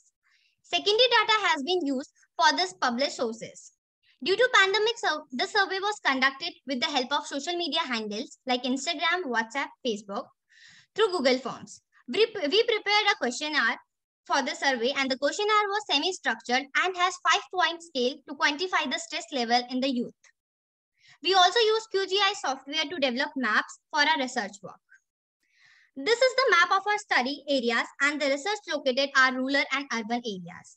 As I told you that we prepared the questionnaire, and through Google Forms we conducted the survey.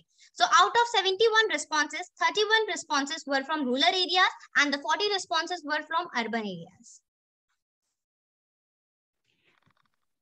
By responses, we collected information on emotional state of the youth during pandemic, and we tried analyzing etiology or the causes of distress, and also the youth's likeliness of helping others out of this state by various means, like talking to them, discussing with them, etc. According to primary survey, in the respondents who had some mental issues, 66% were urban and 34% were rural. The intensity of stress increase was similar in both areas, with around 20% of respondents having increased stress by 1 point and 80% had increased stress by 2 or more than 2 points during the pandemic as compared to their pre-pandemic scenario, based on a 5-point scale, which was based on responses by respondents on perception. The cause of distress during pandemic in rural youth was mainly online classes. On the other hand, urban youth had reasons of distress distributed among various causes, to quote, online classes, financial issues, family and health, or change in lifestyle issues. As role of social media is concerned, around half of the youth in rural as well as urban areas have called it a cause of distress for them, like because of fake news and a fear of getting sick by COVID-19, and because they had long online classes, and they were also dependent on social media for their entertainment also, and they had some precipitating health issues also out of that.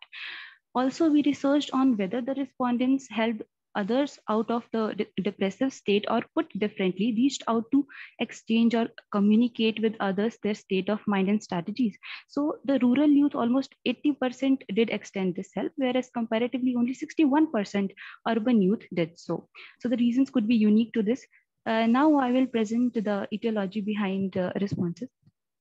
Urban residents, especially our mobile youth, reported more mental health issues, as many cases of COVID-19 were located here. Thus, they were required to remain home quarantine and in loneliness and isolation that could precipitate depression and anxiety. These areas also have high population density and risk of spread, with greater estimation of risk perception. Urban youth thus experienced more stress than the rural youth.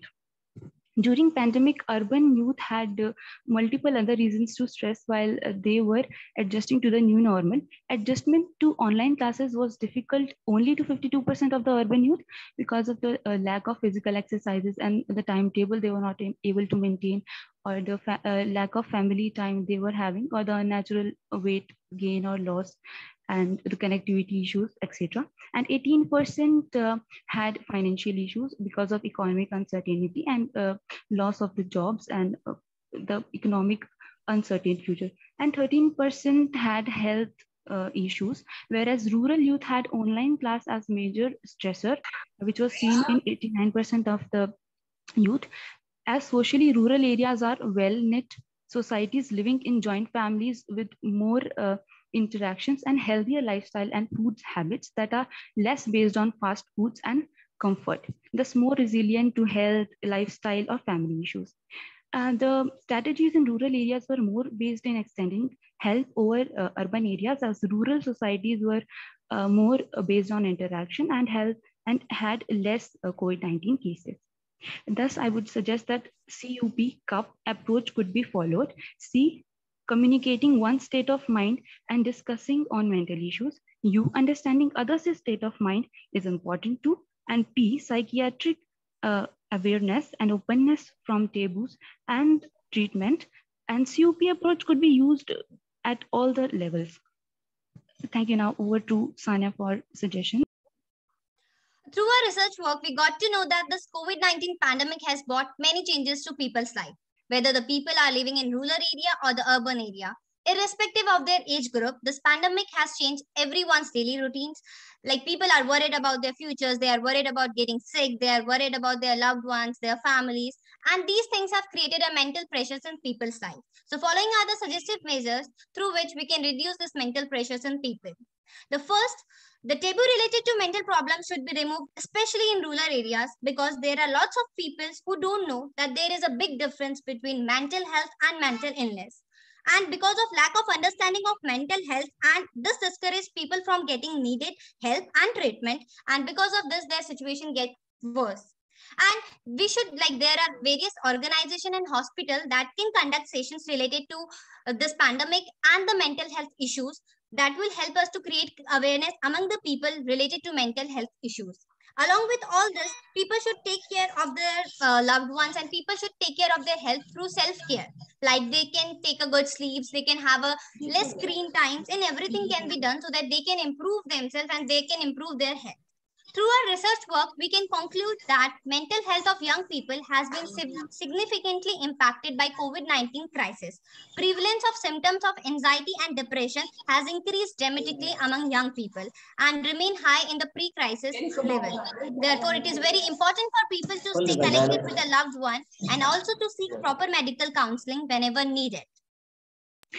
This topic must be given widespread coverage in policymaking and educational milieu so that we are resilient to mental traumas in aftermath of any such pandemic, epidemic, or disaster. Remember, just because no one else can help or no one else can work with you for your inner things doesn't mean you are alone. We all are with you in this race and we will surely win. Thank you.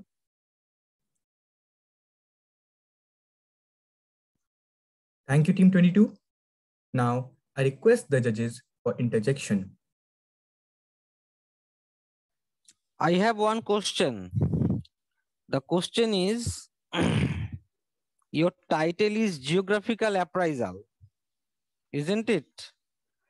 So, why not it is Psychological Appraisal?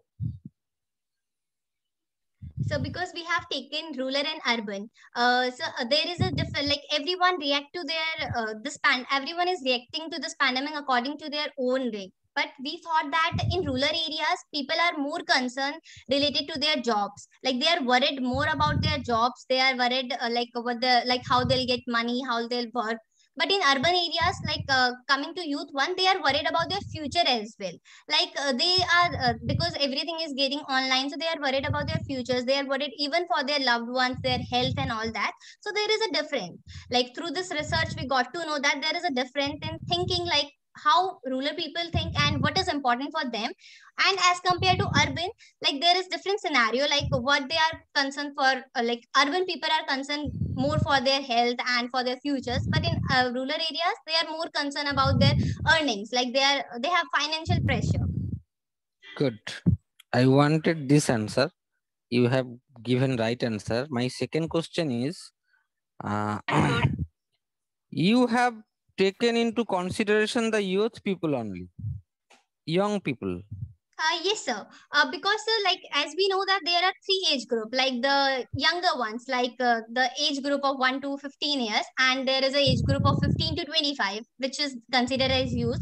Because children are not aware what is happening. We told them that your schools are closed, so they are happy. They are enjoying. But the youth is basically, we are the people who are the futures. So we thought that youth is the future. Which age group have you considered? So we have taken age group of 15 to 25 as a youth.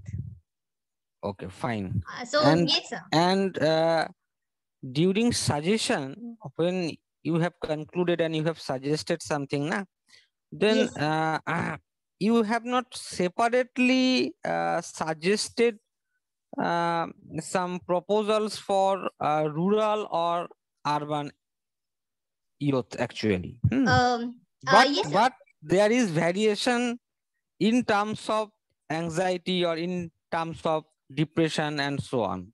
So is there any separate treatment or separate handling method for their for such problem actually for Yes, rural sir. people and urban people?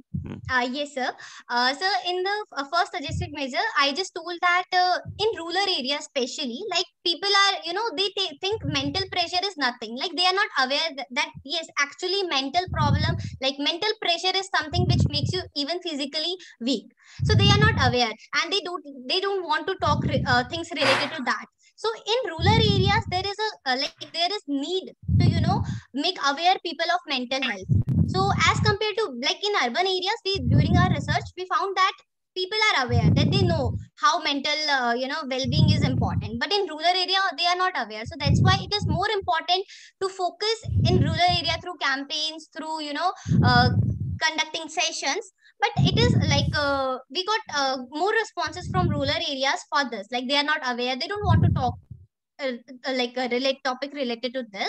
So in rural areas we need to, and in urban areas there are people who are suffering, and because of this COVID-19, like 60 to 70% people are facing mental mental trauma. They are disturbed because they are seeing everywhere there is a disaster situation. So they are feeling pressure, whether economically or financially. Okay. It is okay. It is fine. I don't have any question because it will take much more time.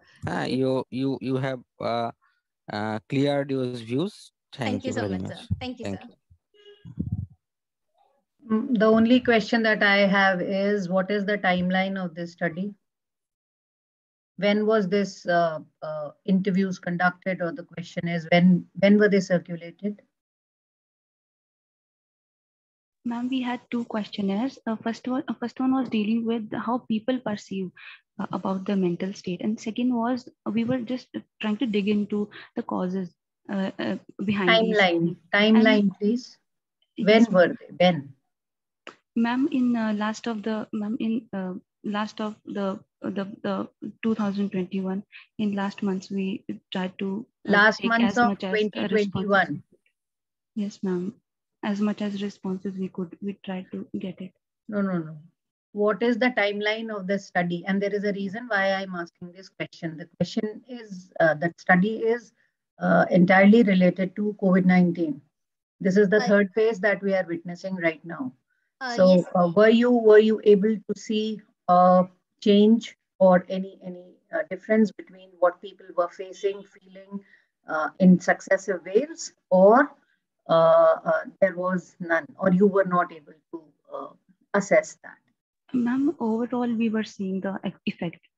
The first questionnaire was before, it was during second wave. And the third one was after this, like just we told in the last month. So we did not assess based on the waves, but overall. Okay. Thank you. Thank you, ma'am. I have a question, just one question. Is there any difference between the mental and the emotional? So could you reflect on that? So mental health, emotional health. Yes, sir. So at some perspective, like we got to know that it is related, but somewhere like mental pressure is not about emotional. Like for example, I'm seeing my loved ones getting affected by this pandemic, so I am feeling so emotionally because my loved ones are getting impacted. So that is an emotional impact on me. But mental impact is like, for example, I'm losing my job. I lost my job, and I'm not getting proper education. I'm unable to access the this online classes and all that will cause mental pressure on me. So yeah, there is a slight line between emotional and mental, but somewhere if you are not mentally good, so it will affect you emotionally. If you are not emotionally fit, then it will also affect your mental health. So somewhere it is related, but yes, of course there is a thin line between mental and so are you using these both terms interchangeably in your presentation? Yes, sir. Like we just focus more on mental because like there are lots of a perspective of mental. So people were answering in a way that yes, because of this we are feeling stress. Because of this we are feeling anxiety. So moreover, they were trying to communicate, like they were giving answer related in terms of mental things. So that's why emotional somewhere emotional things was like behind because they were focusing more on mental. Yes, ma'am. They were not ready to talk about their emotions, but yeah, somewhere we managed to do it, but somewhere we lag behind. Okay, thank you. Thank you so much, sir. Thank you, judges. I would like to request all the teams to strictly adhere to the given time limit of the presentation. Moving on, the team presenting next is Team 23. The members are Ritik, Sadhvi Maheshwari, Mopia Samader, and Lakshit Sharma. The topic is a mental map of fear of sexual crimes, a case study of Delhi. Is Team 23 present over here? Yes. Yeah, please go on.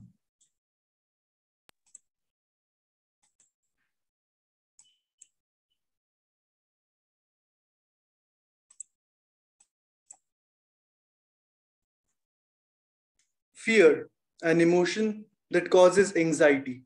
Fear, an emotion that is caused when there is some danger. Fear, one of the strongest emotions that varies from space to space and time to time.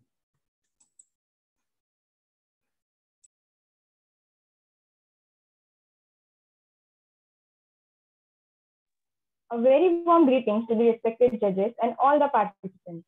Today, I, Mopia Samadha, along with team members Ritik, Sadhvi Maheshwari, and Lakshit Sharma, are here to present you on the topic Mental Health of Fear of Sexual Crimes, a case study of Delhi. Emotions are inseparable part of living beings. Emotions have psychological, behavioral, and geographical aspects too. Emotion geography focuses on relations of humans' emotion and environment around them.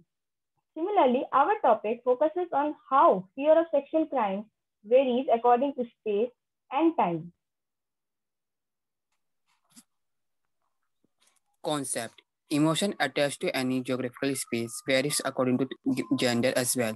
Spaces and genders are so are the perception and feelings about them. Crimes take place in a geographical space and are committed by people. Sexual crimes are very much gender and so are the urban spaces. Every corner of city is not a crime prone. A place may be safer and enjoyable for men, whereas a same place may be fearless for women. Fear, fear of the crime do have a significant impact on the mobility as well. Such perception of fear can be developed by personal experience based on the someone else's experience, news, social media, etc. Research problem.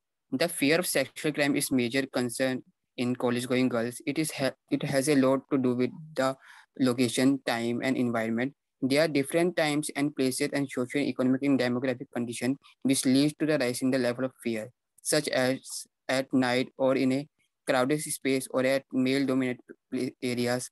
The level of fear rises. The actual fear may be different and the perceived fear, but in the terms of behavior and mobility consist. It needs to be understand how girls deal with this fear, how do they cope up with it and impact the mobility. Aims and objectives. Our research aims to understand how feeling of fear of sexual crime is related to different urban spaces and the emotional turmoil college-going girls go through when they face any kind of sexual violence. The objectives are to draw a mental map of fear of sexual crimes against girls, to find out how most unsafe places for girls in Delhi, at what time they feel their safety is in danger, to understand how they deal with such situations and their coping mechanisms towards them. How has this affected their everyday life and the occurrence and the frequency of occurrence of any kind of activity related to sexual crimes? Study area. Delhi being the national capital of the country and an educational hub where lakhs of students across the country come for higher education. Selection of Delhi as an study area is based on the many factors such as Delhi, densely populated urban space, diverse in terms of demography, composition, and socio-economic space, etc. Methodology. The research is based on primary data collection for which we circulated online questionnaire with the help of Google Forms. Keeping in view the guidelines related to COVID-19 and privacy of the girls, we went for online questionnaire methods. We also ensured that girls feel comfortable to attend all the questions. We used various social media apps to circulate our questionnaire to as many girls as possible. We received responses from 151 girls from more than 30 institutes. Questionnaire consisted of both qualitative and quantitative questions as well as open-ended questions and close-ended questions. Questionnaires were structured questionnaire. We use non-probability purposes sampling method. It's an exploratory research based on a large sample size in order to reach a generalizable conclusion. Software used for making the map are ArcGIS and Google Earth. For statistical analysis, we used Microsoft Excel, and our survey focused on both personal experience and perception. Pie charts and bar diagrams are used to further visualize the findings. Observations and findings. Various emotions are felt by girls are fear, scared, or loneliness as per times, such as most of the girls have agreed that they fear to go out alone at late night. Nearly 51% of college-going girls have accepted that their fear is constant throughout the year, whereas nearly 14% girls feel unsafe in winters and nearly 11% girls feel unsafe during festive season. Nearly 58% of girls accept that they are afraid to go outside alone. If we talk about mobility to that area, nearly 86% of girls accepted this fear affects their mobility to that area. Nearly 70% of girls feel that this fear affects their mental health. Nearly 63% of girls feel that misogyny sexism is related to patriarchal society. About personal experience, nearly 32% of girls experience bad touch. Nearly 26% of girls experience staring and stalking, and rest percentage of girls experience other types of sexual crimes. About perception, nearly 37% of girls feel that lewd comments are most common harassment faced by girls, and nearly 27% of girls feel that bad touch, staring, and stalking are common harassment faced by girls. And nearly 71% of girls feel the socio-economic and demographic environment of places affects the level of fear. Through this data, we can say that how serious this issue is. Mental map of fear of sexual crimes. So basically, in this map of Delhi, these dots represent the places which girls feel most unsafe to go. Through this map, we can extract that all the districts are covered in this research. This map clearly shows which areas, even according to districts, as well are most unsafe for girls, according to respondents. In this map, we can see a cluster of dots in a particular location. That is majorly in Shahadra, Northeast Delhi, and more particularly in Chandni Chowk, Silampur, Gokulpuri, and some other areas. Conclusion and suggestions. To conclude, we can say that this research helped us to know the seriousness of the fear of sexual crimes that girls go through their day-to-day life. If we talk about suggestions, respondents of this survey have shared many suggestions that we can follow to ensure safety for women, and also respondents shared some coping mechanisms. Nearly 19% of girls feel that there should be general awareness among people and girls should know self-defense.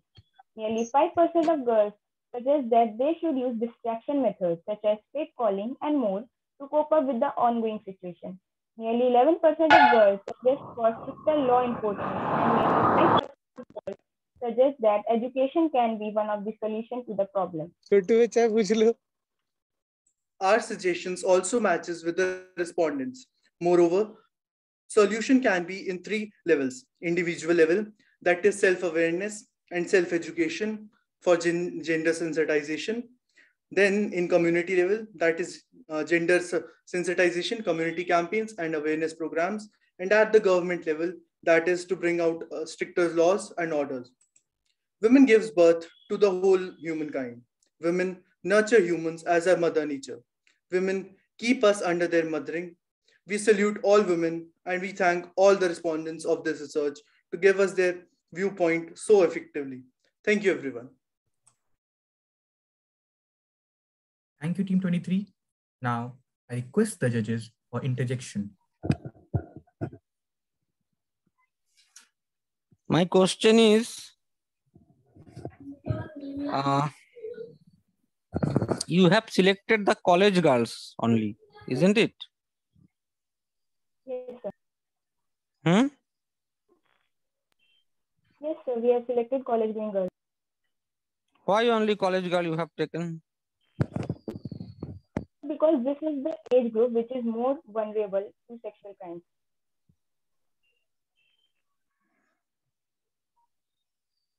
But there are so many girls who are not educated up to college level. What according to you, they are in better position than that of the college girls? So, by college going girls, we basically mean that the age group from 15 to 22 years, 18 to 22 years, and averagely if we see it is like 19 years through our data. If we see averagely it is 19 years, and yes, there are many girls who don't go to the college, but they fall to this age group. Adding to Mopia's point, sir, the college-going girls travel a lot distance. So during the commute system as well, they face more of such issues. So, what is the timeline of your survey? So we started our survey on 12th November and we ended our survey on 8th December, that is 27 days. That means, do you think that pandemic has made them secure than that of before? So as we have also seen that through our observations and through our data that fear is constant. Fear remains the constant.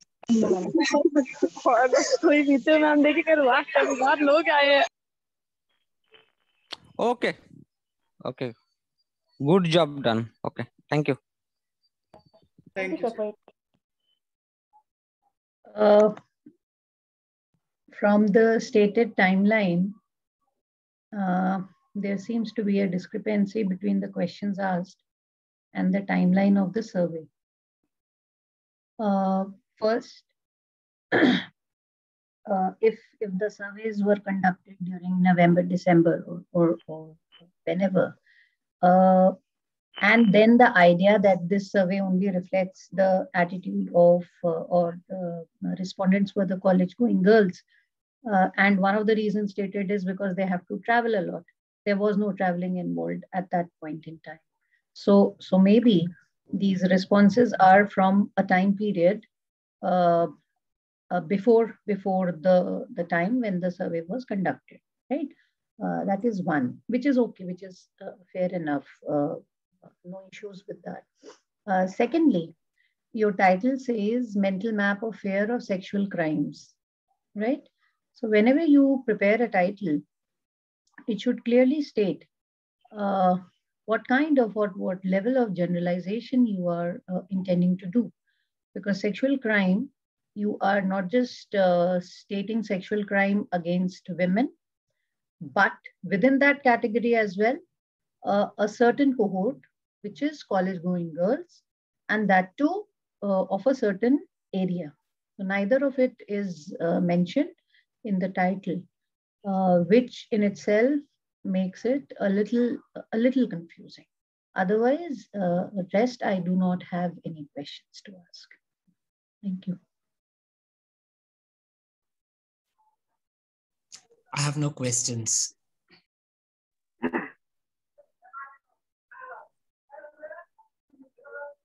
Thank you, sir. Thank you, ma'am.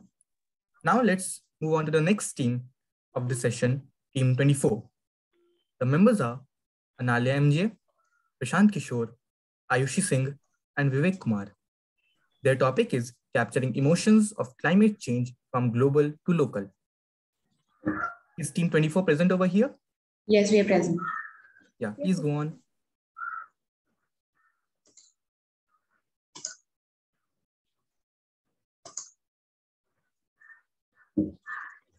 Good morning to one all present here. The topic of our presentation is capturing emotions of climate change from global to local.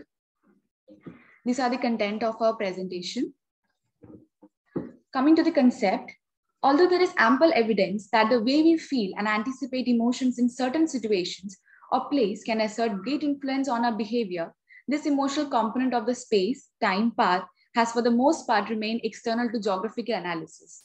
This research is a comparative study of emotional experience of virtual community and tribal community with climate change. We have taken two spaces here with different sets of society, that is the virtual space, and for real space, we have taken the Paharia tribe of Jharkhand. They have deep emotional connect with their natural habitat, but these emotions are less talked and not communicated most of the time as they are connected to mainstream society. Coming to the research problem, that is to how we can find emotions of people over geographical area in physical and virtual space with regard to climate change and to draw a comparative analysis. The significance of the study is that it contributes in climate change, emotional geography, and space. It helps to understand about differences and social constitution of both the spaces and to study the importance and to examine the extent to which these communities are perceived over different spaces with reference to climate change. Coming to the aims and objective, to map emotions of people expressed via social media and general public's beliefs about climate change and how they support these issues with the help of virtual community. To present the comparative socio-emotional analysis and emotional crisis related to climate change for netizens and for the real world community, that is the Paharia tribe.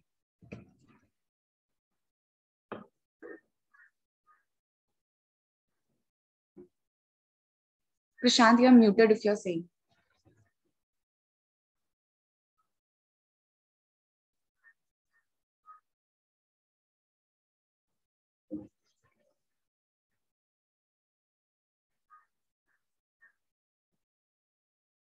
Prashant, can you hear us?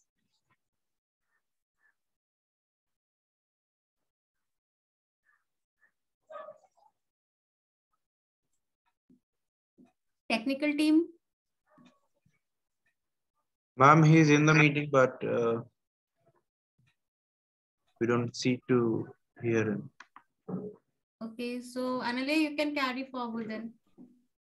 Ma'am, can I just check? Yes. With Prashant. Prashant, can you just rejoin once? Can we move to the next presentation? I'll just check and we'll come back. Is that possible?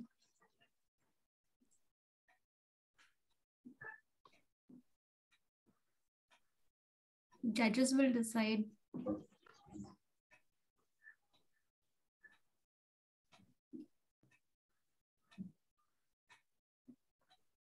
Is it possible for you to continue, Analia? Ma'am, I'll have to ask. Maybe.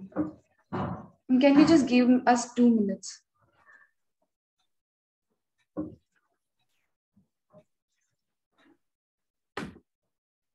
Hello, am I audible? Yes, Prashant. Yes, you're audible. Please go on. And here comes the study area. So for the virtual space, we have collected the highlights, comment, post, etc. from the widely circulated social media platforms like Instagram, Twitter, and Facebook. And for the real space, extensive survey of Sahibganj district of Jharkhand has been conducted. And here comes the methodology part, in which there are 2 levels. The level 1 is for virtual space and the level 2 is for real space. Level 1 consists of stage 1, in which at first the tweets has been extracted using R language and Python. Then there is a work of data cleaning to stop duplication and generalization. Stage 2 consists of data analysis through logistic regression algorithm and digital analysis of important hashtags tweets related to hashtag climate change. And finally, the presentation of result, in which the tweets are classified according to the sentiments, that is positive, negative, or neutral.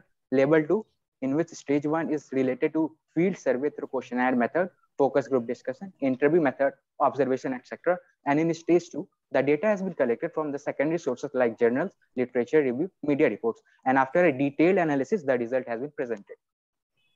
Now, some of the key observations and findings for the virtual space includes important hashtags, posts, and trending news, which has been presented by using natural language processing. And these includes the important hashtags like hashtag climate crisis, hashtag climate action, giving a ranges of emotion like anticipation, trust, worry, risk, fear, etc. And we have also encountered that there is no dedicated official page related to the tribe through which the officials can interact with them and redress their issues. And yes, this is the tweet sentiment analysis. So trust has a score of about 250, followed by the emotion of fear, anticipation, and anger. So this analysis can be completely justified by the tweets about which I have just spoken.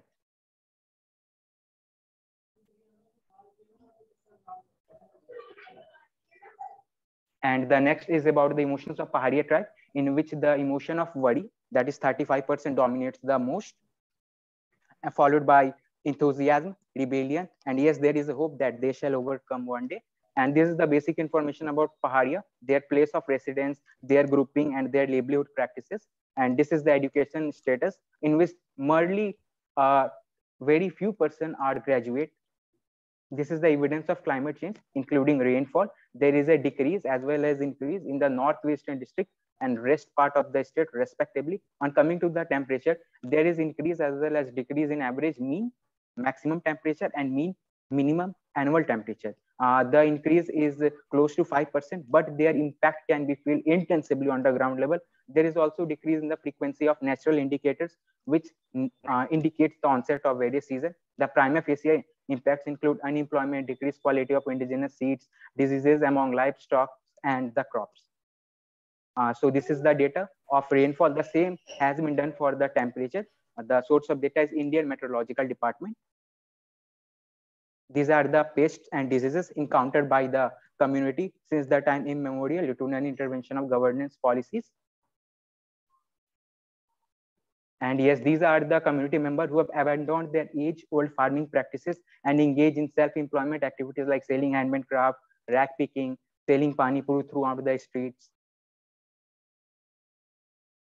And these are the impact of emotions. So in general, emotion play a key role in mobilizing political responses to environmental justice. The best example is of Chipko movement in Uttarakhand. There is also increased male suicide, depression, anxiety, etc. among farming communities. Also provoke phenomena known as solastalgia, that is longing for the environment as it is used to be. And in the case of Paharia, we have encountered emotion like anxiety, sadness, hope, and worry during our survey. Key adaptive strategies include use of climate resilient and less resource indigenous variety of seeds, in which rice dominates the most as being a staple diet. And there is also preservation using traditional methods like sun drying the seed, wrapping them in medicinal indigenous sindwar leaves. The second one is resilience on forest during lean period to get roots and tubers. And the last one is incorporation of modern farming techniques to increase the yield per hectare. However, the rate of positive impact is not at par with the degradation impact of climate change on the Paharias. So coming to the conclusion part, emotion changes with space, time, and coordinate. Emotion of tribal society is totally different from that of the netizens. Many tribes are vulnerable to impacts of climate change due to their close dependence and connection with nature. Climate change causes change of place of residence and has various consequences, and emotion is one of them. Forest disruption and change in species composition resulting from climate change could lead to loss of culturally important resources, negatively impacting tribal subsistence, culture, and economy. Coming to the suggestions part, there is a need to generate the kind of consciousness even at the local level, which can be seen in the virtual space. Robust federal tribal relationships are needed, particularly when changes affect treaty rights, tribal lands, and resources held in trust. Collaboration, knowledge sharing, and joint action by tribes and non-tribal stakeholders can lead to the more effective and sustainable planning. These are the references for our study, and thank you very much.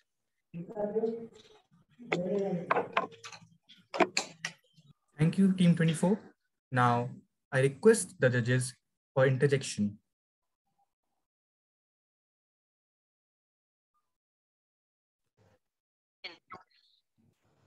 Recording.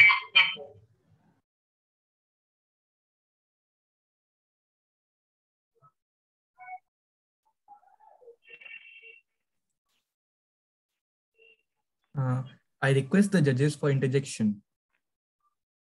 My question to the team would be, when you have talked about capturing emotions on the virtual space, and then connected to the real space and talk about the Pahadia tribe. Virtual space, the respondents were, who were the respondents? I mean, Ma'am. Whose hashtags, Yes, or whose responses have you taken into consideration?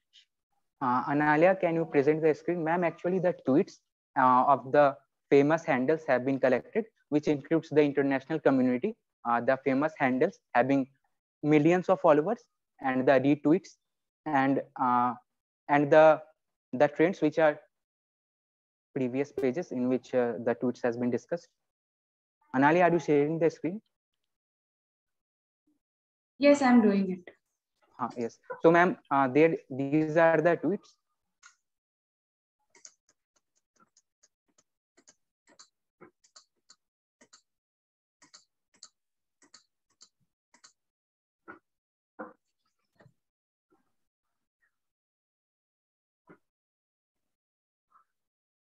Previous page. Yes, ma'am. So these are the tweets having, ma'am, for example, the Greater Thunberg having a follower of more than 5 million, and then the path tweets.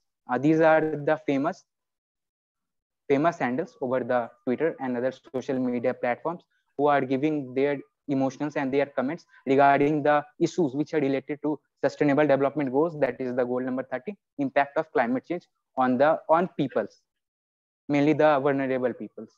And this includes and the international community include the Portugal UN, which has posted that the impact of climate change multiply the risks of violence conflict.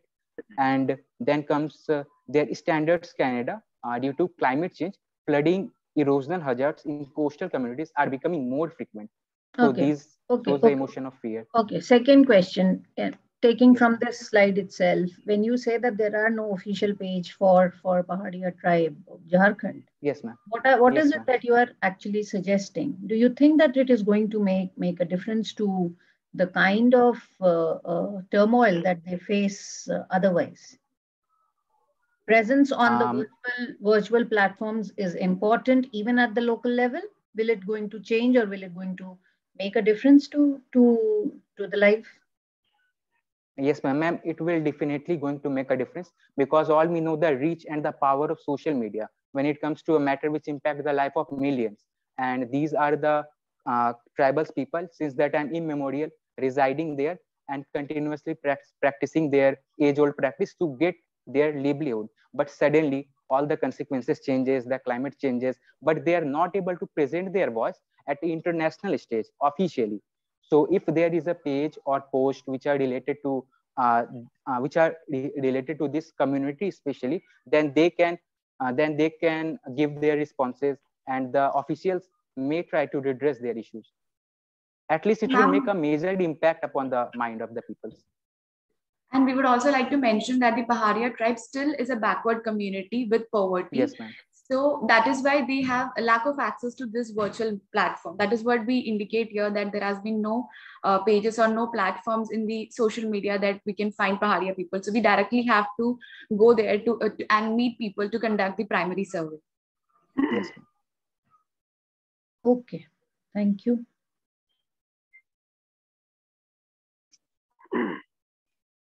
I was just wondering, what is the logic of comparing these two spaces? One is a virtual space and the other one is a community, like at the local. So what is a connection? Like, how have you conceptualized this? Yes, sir, you have correctly pointed out. Sir, there is a relation. The first one, that is the impression of emotions, which is expressed by these tribal communities and the netizens who are all present in the virtual spaces. So the first one is the level of their education, how much they are intellectual, and how much they have capacities to develop their needs so that they can fight and mitigate the impact of climate change. In the case of Pahadia, we can say that the adaptive strategies are not as much as effective as compared to the negative impact of climate change. But in the case of netizens, they have a variety of capabilities, and they can make a huge impact on the community, on the world community, to have a look on them, so that there is a continuous endeavor so that the overall impact of climate change can be reduced. So basically, it also shows the a gap between the two spaces, that is the real space and the virtual space, which has to be bridged. So then what's your conclusion when you take these two comparisons? Like, what is it that you finally want to say here? Sir, does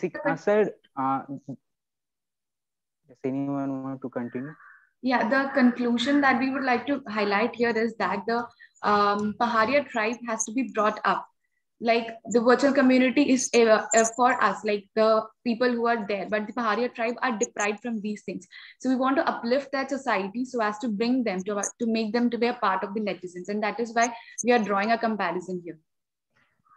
So you suggest that being a part of the cyber highway, the information highway, would help them to mitigate the effects of climate change?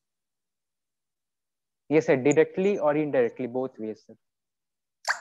Or are there any other strategies that would help the community to overcome or adapt to the changing scenario? So definitely, because these people actually, when we went and talked to them, they were like hesitant to answer. They were like, these people are rack pickers, pani puri sellers and all. So these people have less education and have never been developed. So what we want them to bring out is that with the help of proper education, with the eradication of poverty and all, so they would be able to come to a level, they would be able to reach to a level where they can express them in a better way. So with the climate change, like they have adapted, they are like from the ancient practices of their farming methods, they have chosen different ways, but they don't know about what the real world is. So that is why we are drawing a comparison here, that so as to uplift their community. Okay, thank you. Thank you so much, sir.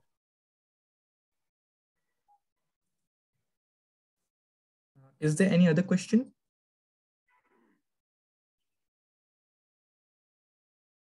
Okay. Thank you, honorable judges. Now, let's move towards the last team of this session, Team 14. The team members are Rashmi, Rajat Saini, Prashant Kumar, and Sapna.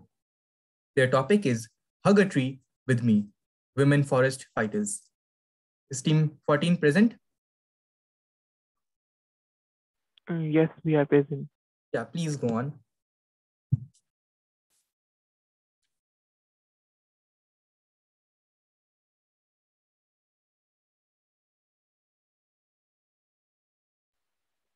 Can we start now? Yes, yes. Okay. Good morning, respected professor, judges, and all the participants present here. I welcome you all to our presentation. First of all, let me thank you all for coming here today. Let me start by saying just a few words about my team. We, group of 4 students, namely I, Rajat Saini, Sapna, Prashant, and Rashmi, successfully completed our research, and today here to present our research on the topic Hug a Tree with Me, Women Forest Fighters. So let's move to the concept of our research. So by listening to our topic, you can relate with an ecological movement that practiced in a non-violent way in 1970s, that protection against deforestation, particularly in hilly areas, rises all over India, which was called as the Chipko movement. So let's quickly, we will look at the movement at a glance. If we look history of this movement, we can see a similar movement was happening in the Bishnoi village of Rajasthan, which was led by Amrita Devi, accompanied by a group of women. 365 out of them were lost their lives in this movement. And the similar movement arose in the Himalayan region, Chamboli district of Uttarakhand, where the lumbermen for sporting goods arrived at Gopeshwar to collect woods for making tennis rackets. The villagers, along with the members of the Soli Gram Swarajya Sangh, established by Chandi Prasad Bhatt, together protested it. The lumbermen did not come back with the villagers, and without deforestation, they leave the village. Then, this movement is put forward by Gora Devi, head of Mahila Dal. After its success, several environmentalists like Sundar Lal Bahuguna introduced a slogan, "Ecology is the permanent economy," and Chandi Prasad Bhatt attached themselves to the movement. So their determinism, cooperation using tactics of hugging trees, especially by women, like we hug to protect our loved ones, the act of tying threads like a Raksha Sutra given by the women to their trees, this all represent their strong emotional bonding with their forest as like a family member because these trees are not only their livelihood, but for them, this is their whole universe. So now let's move to our research problems. So these are the following research problems of our research. First, how clearing the green cover urbanization instigate the people of an area to stood up and fought to protect the forest. Second, how and why people, especially women, are emotionally attached to the trees and their mother earth. And the third, how emotions are related to geographical place and why. Our aims and objective of our research are: first, we have studied how emotions help to bring a drastic change in a society. Second, actions taken up by the women during the time of highly used forests by the organization. And the third, how emotionally attached people can interfere in the government decision, which is not in the favor of the local people. So the study area. Study area of our research is the origin of the Chipko movement, which is the Chamboli district of Uttarakhand. Now, I will like to discuss with you methodology which we have used in our research. So we have used the qualitative method in which we have used two types of data, primary and secondary data. In the primary data, we have used the unstructured questionnaire for collecting the information in which we have got the respondents of 118 people, which are various from different walks of life, from PhD scholars, college students, and the common people. And in secondary data, we use the articles, research, papers, and videos available on the internet. In that, we can observe that strong attachment is the cause of strong will for the protection of environment. In that, we can see that like 40% people are agreed with that people having a strong will to protect the environment. After that, we can see that women have a low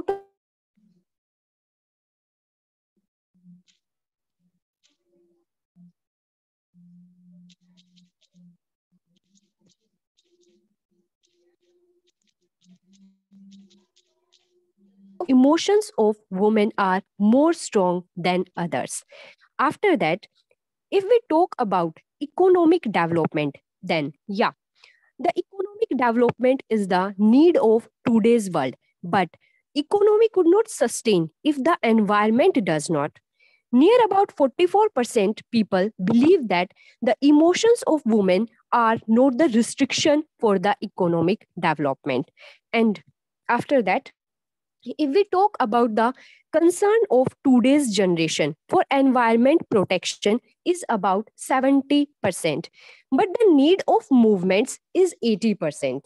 After that, and if we talk about the emotional activities by women for protection of environment, nearly 20% women believe in tie thread around the trees, 42% believe in hugging the trees, 35% in worshipping of trees. Now, I am going to talk about the findings.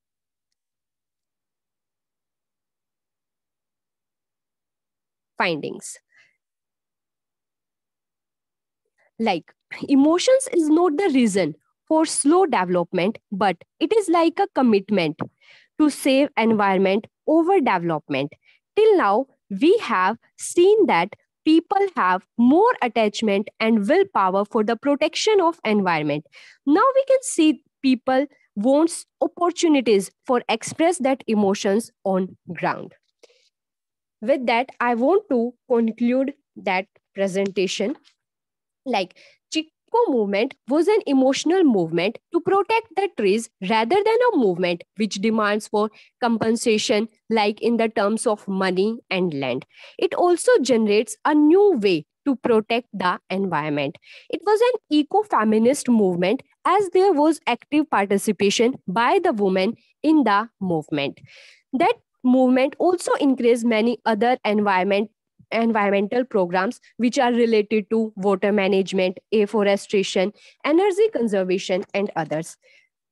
At the end, I want to give some suggestions. Like, if we continue our business as usual, then we will see accelerated climate change, loss of habitats and biodiversity, greater water insecurity, and dangerous levels of air pollution also. Thus, to fulfill our energy demands, we should shift over the renewable sources of energy like solar energy, geothermal energy, and wind energy. We should also consider sustainable development goals, as we all know that economy would not sustain if the environment does not. Thus, there is a great need to promote afforestation. At the end, I want to say that we have to hug a tree to save, to protect our environment. Thank you very much. Thank you, Team 14. Now, I request the judges for interjection. My question is, emotion is to some extent influenced by economic condition. That means in many cases, economic reasons influence emotion of the people. So if we have increased economic desire, is it possible to bring back the trees without deforestation? Is it possible?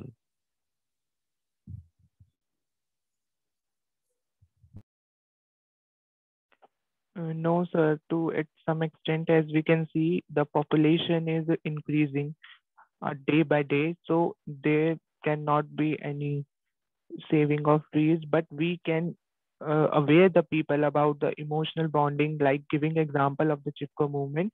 So we can aware them that they also are the people who are living or also practicing agriculture. So we should also aware them and tell that we should also have some emotional bonding, not only for the greed, but also as a like a family member. We also need it.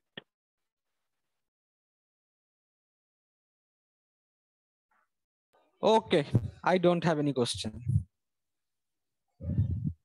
No questions from my side. Yeah, I have a question. When you say about emotions and environment, you're bringing the whole relationship between gender and environment. So, and especially putting women, emotions, environment together. One is, why do you think women are so emotional with the environment? That's my first question.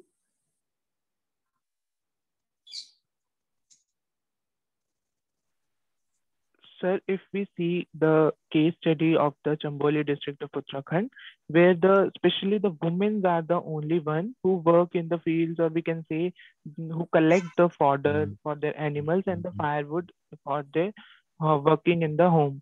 So their regular interaction or regular day-to-day needs fulfill, or they so it will eventually make their emotional bonding, as we can see that if we are unfamiliar with anyone and we talk to that person regularly or or a month, so we have some more emotional belonging developed with that person. So that's why more than men, women are emotionally attached, as the men are the ones who go outside the village to work and earn some money, but the women are the ones who have to collect the basic necessities which are provided around their area surrounding. So then there is a certain resource dependence of women, right, in that area. So what is the larger conclusion? Like, what you like, you have taken the example of Chipko to make a certain type of a connection, right, between emotions, people, environment. So what is the larger conclusion? How would you convey it to the larger, society when you bring in gender, emotions, and environment together? Like, would you still put the same relationship as it is there in Chipko movement? Like, is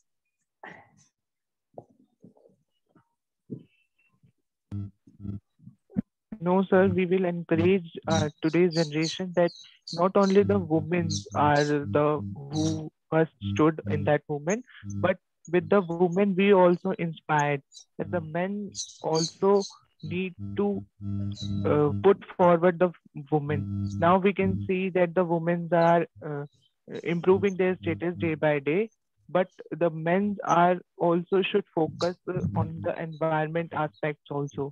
Not only they should only focus on the development aspect. So we should encourage or we should revalue them their thoughts that they have somewhere lost that everything that the economic development or anything, first of all our basic thing is the forest. As we see that the primary sector of our economy required most basically raw material which was wholly extracted by the nature.